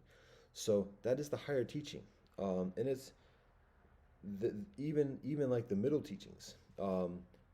is that acknowledgement. So that is what is taught within the Bhagavad Gita. Just plain simple facts. That's the truth. So you can call it a monotheism or otherwise, but that is what is taught. Now, that being said, it's also taught within the Bhagavad Gita. So actually, before I say, I'll say this. So when we talk about things like Shiva, and Vishnu, and we talk about Brahma, and we talk about other names like Krishna, and even, well, I'll stick to that. Um, People talk about um, incarnations and additionally. In one way, first of all, it's a further complex discussion, and it's a theology. Um, and to understand the nuances that theology, it is beneficial to acknowledge and just to have that firm foundation at the very beginning that there's the recognition of simply an ultimate reality, one ultimate reality. When somebody is able to recognize that within Hinduism, when talking about Hinduism, then that person is further capable of having an honest study, an honest discussion about how the other entities are understood and exist within Hinduism. So that's the first thing, is just to acknowledge that. Without that acknowledgement, there's no honest discussion about anything else in the element. So it's the first acknowledging that. If you acknowledge that, okay, then we can talk about the other elements. If you don't acknowledge that, then you know what? There's little else to say, because if you're not going to acknowledge this, you're not going to acknowledge anything else that's said in the rest of it. So there's that. Now, what I will say with the acknowledgement of the one ultimate reality is that all those elements, all those entities that I mentioned just a minute ago, Vishnu, Shiva, and Brahma specifically, those are recognized as characteristics or specific attributes of the ultimate reality. And there is a personification of those attributes. But before we get into the personification of that, I'll just say that it's like saying the same thing as like within the Quran. There are 99 names, for most beautiful names to refer to God: most compassionate, most merciful, all forgiving, and additionally. So talking about those three of Vishnu, Krishna, and Vishnu, Shiva, and Brahma is along those lines of talking about God most merciful, God the most just. I have to think about specific names of the 99 names, but it would be like the 99 names applied. It's a similar type of mechanic in terms of understanding the way of God. So that's the first thing. Now, yes, there is a personification of those attributes, and then there are narratives that are along those attributes or along those personifications. And then, those are three things. First, there's a personification of those attributes. So yes, that is acknowledged. It's not the ultimate reality, and it's acknowledged as not the ultimate reality. It's acknowledged as a personification of that. Now, that might seem like yin yang type stuff, but I'm going to try to do it full circle to make it further readily perceptible. So there is acknowledgement of the personification, and there are narratives of those personifications. I'm just going to say again, all the personifications. The most accurate way of looking at those is just as angels, plain and simple, as angels, not God, angels of God. But the concept, the conceptual process of that distinction between the angels and the ultimate reality is a little bit different than how we look at it within Western tradition in terms of the distinction between Gabriel and Michael and God. So that's where there's further conversation, perhaps, that I'm less equipped to articulate at this moment, but I'm just sharing the blueprint again. So there is a personification of those attributes of God. There are narratives concerning that personification of the attributes of God. And there is also worshiping of those personifications of the attributes of God. So we'll deal with those three components. Those three components. So, actually, with that acknowledged, what is taught in the Bhagavad Gita, and the Bhagavad Gita is, well, the Bhagavad Gita is one of the authoritative texts. It's not the most authoritative, but it's drawn from the most authoritative, and it's further accessible, and it's further popularly known amongst Hindus throughout the ages, through this day. So what is also taught as a basic foundational teaching within the Bhagavad Gita is this. It acknowledges that people worship the personifications, and it's beneficial for people not to do that, because that's not the ultimate reality. People should worship and cultivate relationship with the ultimate reality. Now, and it is described how the personifications are conduits or mediums to the ultimate reality. Just like within Christianity, people talk about Jesus being the medium towards reaching the Father. But again, even the Bhagavad Gita teaches that it's beneficial to have the direct relationship with the ultimate reality. That's the teaching. Now, the big difference between Hinduism and Western tradition, the Abrahamic traditions, is that in Abrahamic traditions, those who worship the lesser form or who equate that lesser form with the ultimate reality, death, condemn them to hell, die, kill, capital punishment. That's generally the consequence. I don't actually, to be honest, I don't think it's necessarily prescribed specifically within Christianity. I think the blasphemy is further concentrated concerning things that are derogatorily said towards Jesus rather than necessarily God. But anyways, severe consequences if somebody is found worshiping a lesser form or equating a lesser form with the ultimate reality. That's Western tradition.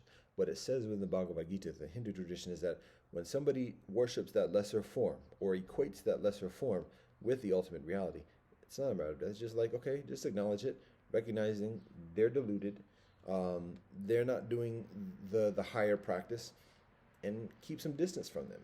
Help them out in terms of learning and better. Additionally, it's not to kill. It's not like, yo, kill them. It's just a matter of, yo, help them out and teach them better if they're ready for that. Otherwise, yo, keep a distance and do your best not to get caught up in that delusion. That's the big difference. So it's still what you can call a monotheism or whatever, the same thing as within the Abrahamic traditions. But the big difference is the prescribed consequence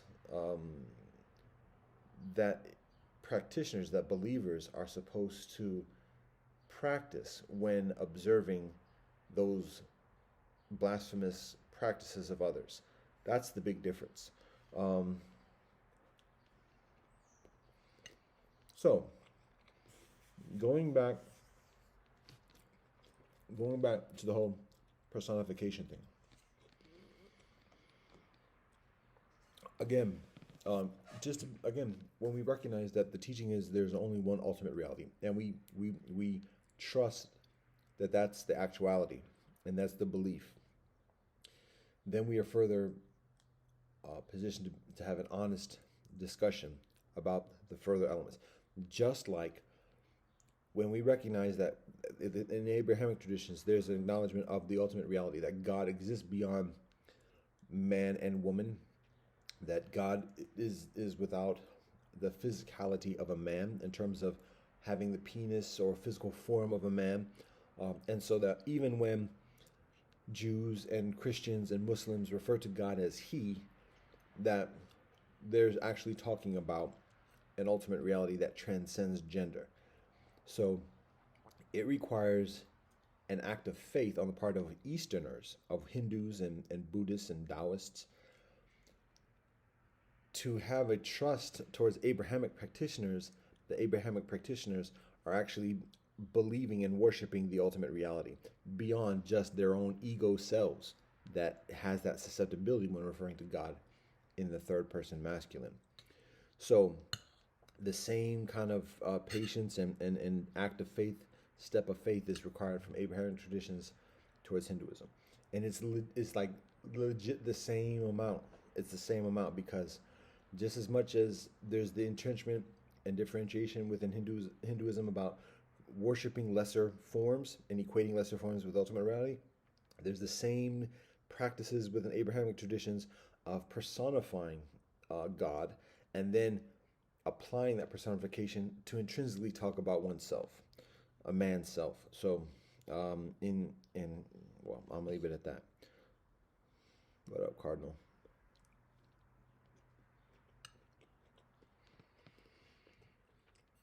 So, one further consideration in that conversation about understanding the celestial beings, the angels, within Hinduism. It's similar, very similar, to the narratives and the nature of the celestial beings and the angels within Abrahamic traditions. When we talk about who is God talking with, when we look at Bereshit, who is Elohim talking with? When Elohim is talking in the first person plural, who is the narration of the Quran speaking in the first person plural?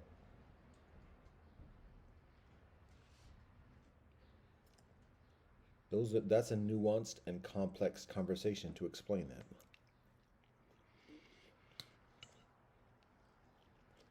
Who are the Nephilim and the Seraphim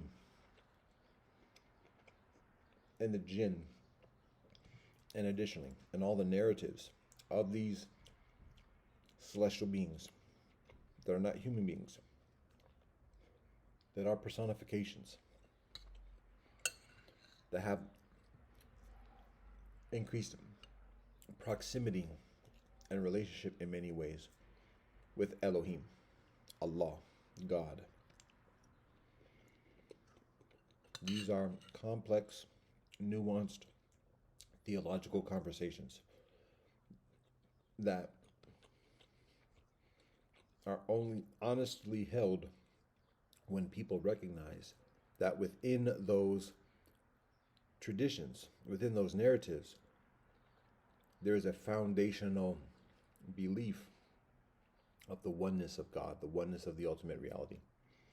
So just as that is a necessity within Eastern traditions and particularly Hinduism, the same foundation is necessary for honest discussion about Abrahamic traditions and Abrahamic faith, because the same accusations are very easily made towards the theologies of Abrahamic traditions. So,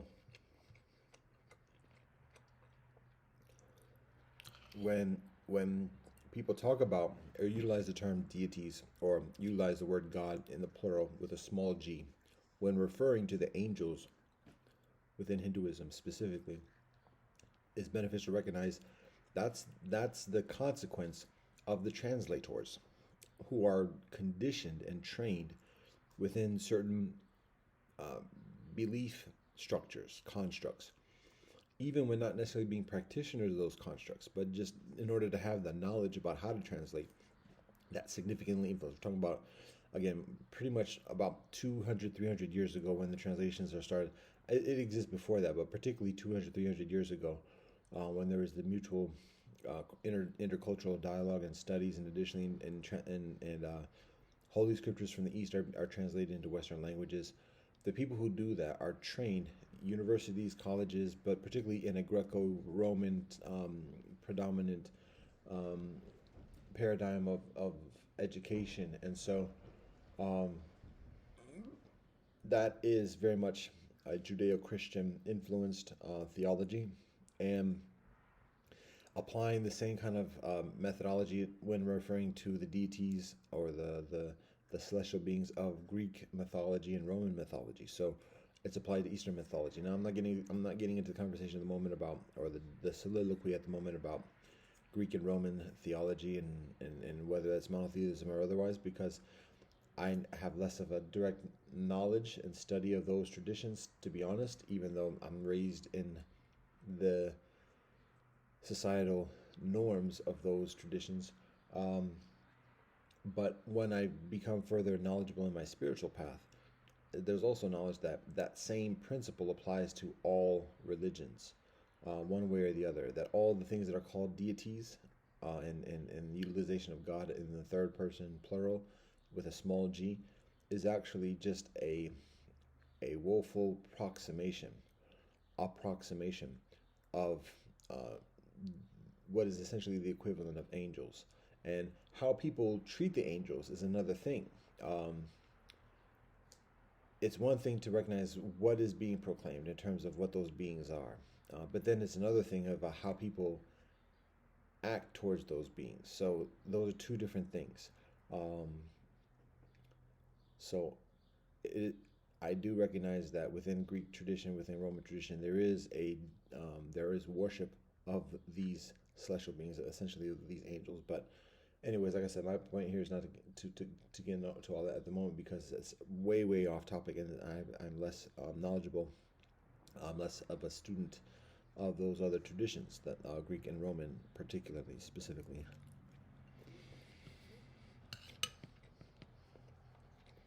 One thing, other before I guess getting ready to wrap this up. One thing other to share is that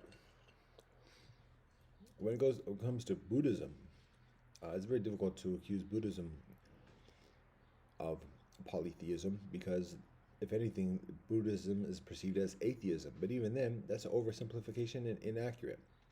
It's just a matter of understanding the nature of the ultimate reality. And people can call that perhaps a, a self deification. Um, when we talk about Buddha nature or Buddhahood, the Bodhisattva, Tathagata, moksha, and nibbana. But to be honest, it's actually similar to the conversation about Hinduism, but further understanding the nature of the ultimate reality. And again, beyond the personification. That's the big thing, I think, for Abrahamic traditions, is getting beyond the personification, ironically enough, because, um, anyway, I'll leave it at that. In terms of Taoism,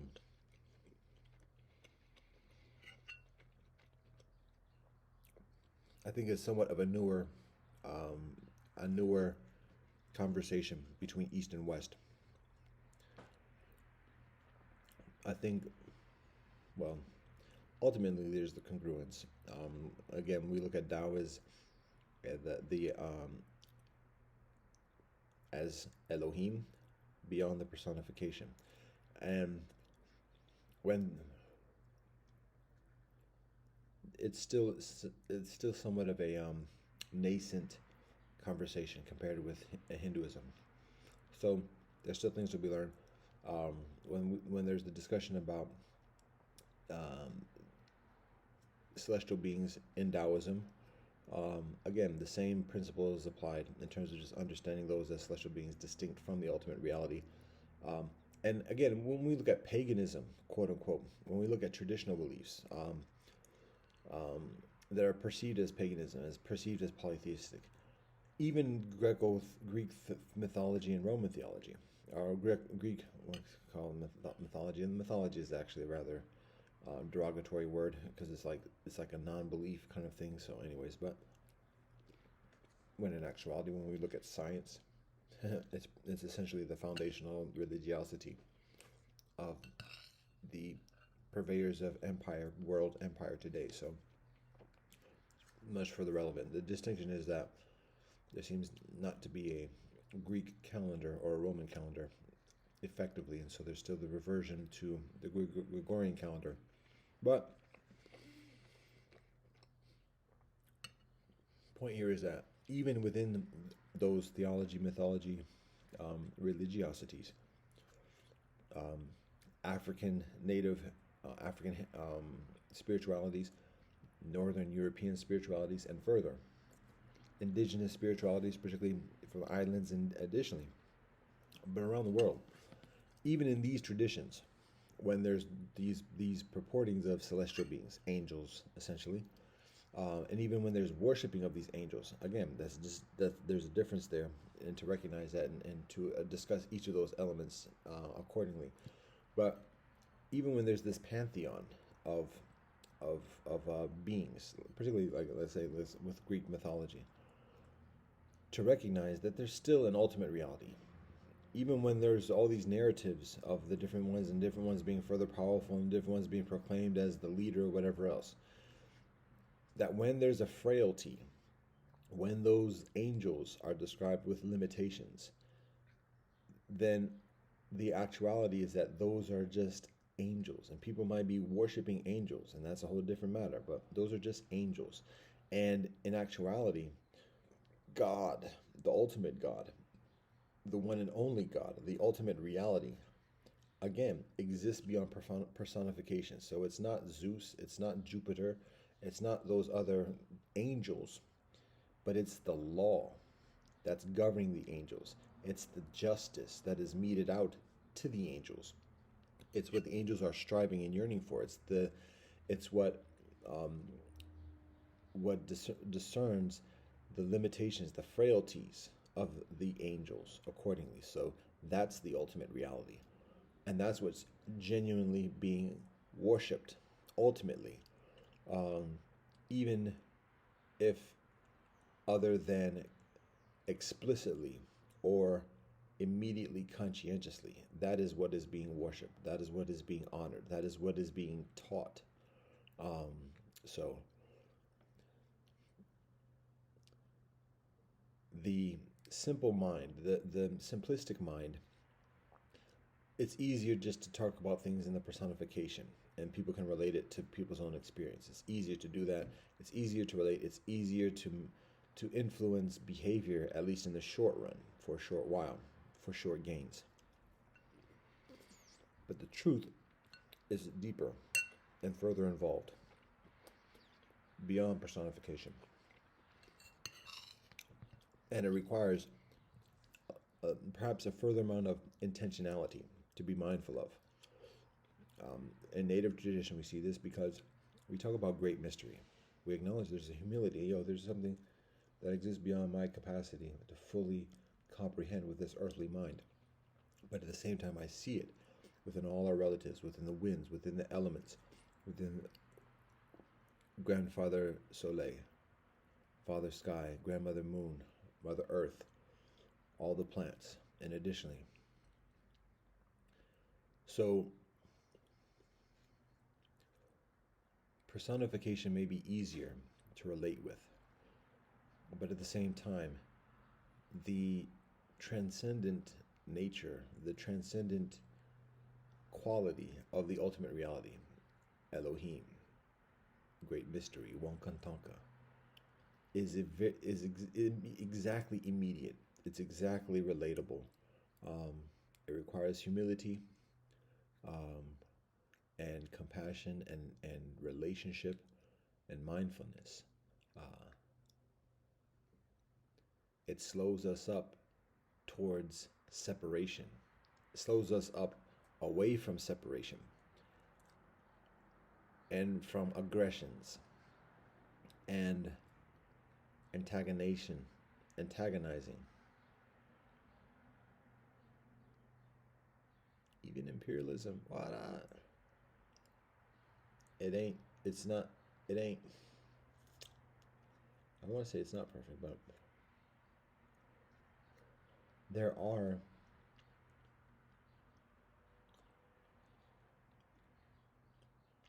challenges.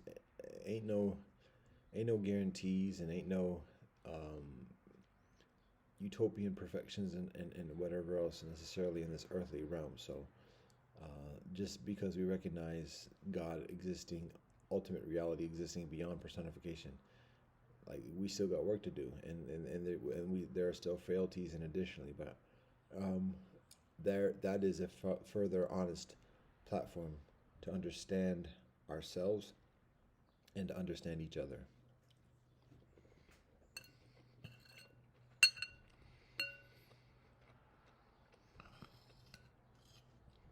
To reconcile with each other and to reconcile with ourselves. So, all that being said, we still got to trod this earth. And at this moment, kinfolk are still on the quick to convert and quick to condemn mode. And what we recognize is that um, when we have a congenial conversation with somebody of a certain tradition, let's say just in Christianity, it can be a beautiful conversation. It is a beautiful conversation, and it's inspiring and it's encouraging, and we feel lighthearted, and we feel encouraged in walking our trod. But what we also recognize is that at the same time, when we open our door to that conversation, to a Christian, and we have a nice conversation, we also open our door. That door is open for another Christian to enter and have a challenging conversation, to have condemnation, to have static and otherwise. And that's rather problematic. That's troublesome. It's hurtful. So it's difficult to distinguish between the benevolent believer and the bizarro believer. And because of that, there's benefit in keeping a distance categorically. That goes for a practitioner, a believer, quote unquote, of any tradition, where the premise of belonging to that tradition or to that collective avails itself and does not account for the transgressors of that same faith. For example, again, with Christianity, one can be a benevolent, loving, kind, and gentle Christian and be fully accepted. One can be a very militant, aggressive, warmongering Christian and still be accepted within Christianity.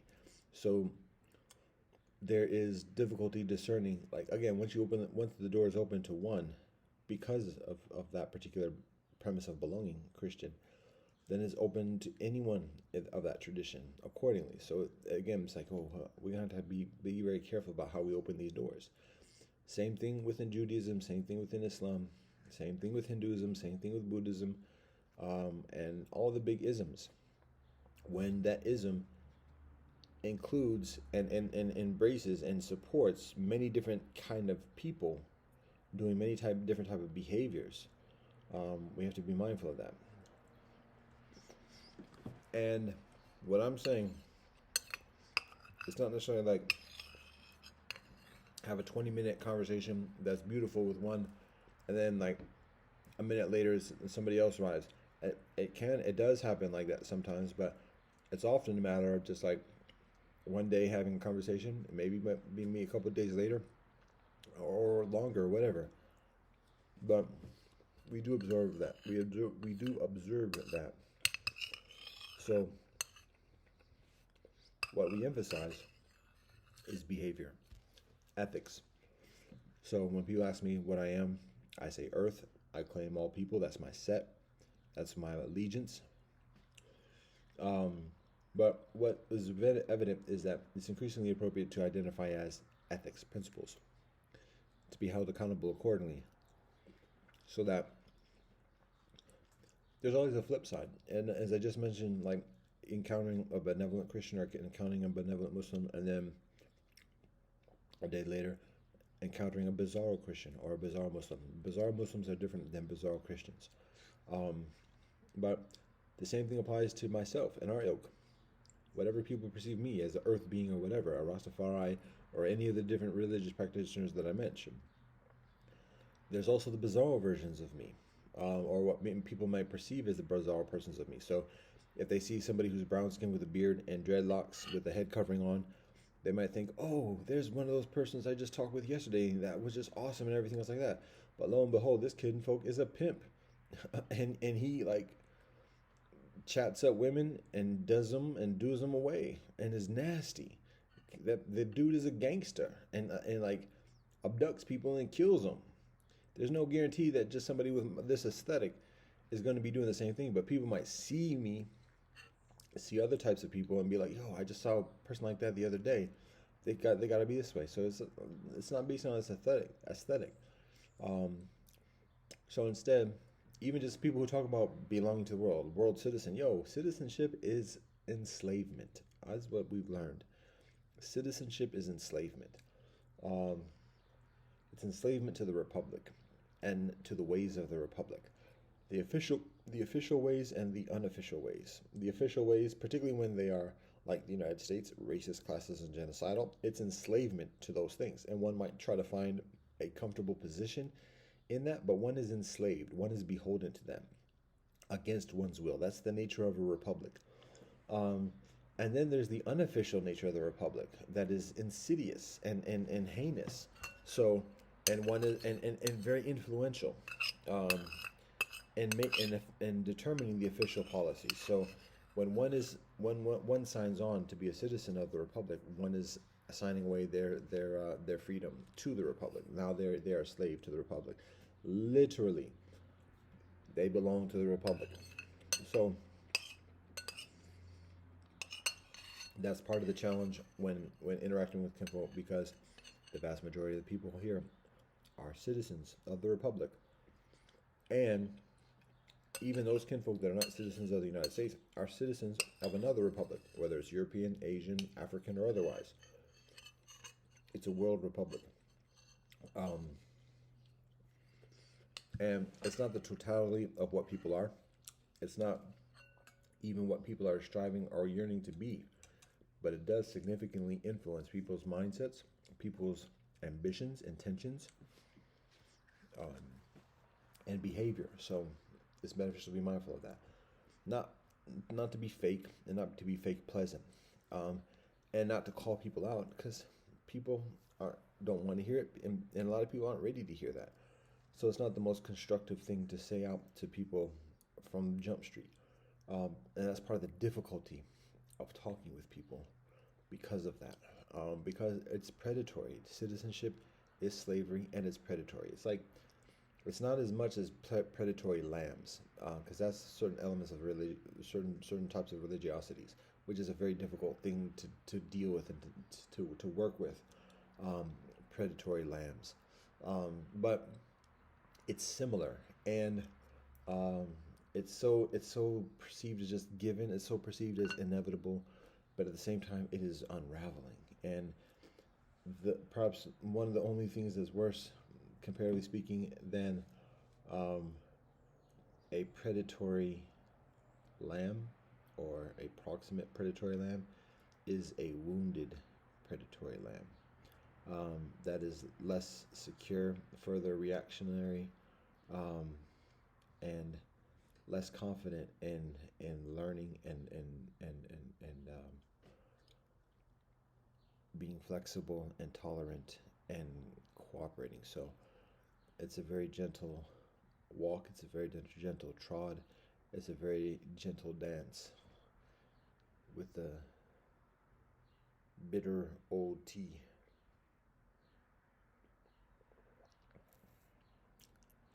Not much, but I think I'm gonna have to brew some fresh tea and have that, because tea is medicine. Um, so let's wrap this up. Um, so talk about the citizenship joint. That's difficult. Uh, but point is that even when kinfolk are talking about world, like, and get along, everybody get along. A lot of people just use it as a premise for having sex or selling things, or to sell signing people on to a cause that's very selfish. Um, so, or to like be belonging to a martyristic kind of culture and cult of perceiving that as altruism, and the sacrifice of self. So even that trope has that its bizarro uh, counterparts. So again, what I observe is what we observe here is as a favorable kind of methodology of identifying in oneself and proclaiming one's allegiance is simply by articulating the principles that are most important, that are most relevant in one's everyday life. So for us, that's part of the Panchaseelas. So peace, sharing, chastity, honesty, sobriety. That's our set. That's our religion. That's how we relate with Earth, and additionally. And so when we look at the bizarro versions or the bizarro counterparts of that, what we perceive, and this is discussable, we can reason about this, but what we perceive is that um, the bizarro versions of the Panchaseelas, the bizarro versions of peace, sharing, chastity, honesty, and sobriety, is a Muslim practicing the Panchaseelas. That's the bizarre version for a Christian. And for a Muslim, the bizarre version of that is a Christian or a Hindu who's practicing that. So the aesthetic might look very different. The language might look very different. Even the religiosity might look very different. But the actuality is that the behavior is synonymous. It's the same behavior. So that when people encounter the bizarre versions of ourselves, there's still a stability and a trust and reliability within the behavior and interaction of the beings accordingly. So that's some of that. Yay, yay, yay. All right, well, I'm going to continue on with the provisions here, and then also preparations for the rest of the priorities of this period. Peace and blessings. All thanks and praise to the Most High, Elohim, blessed love and peace, and Rastafari.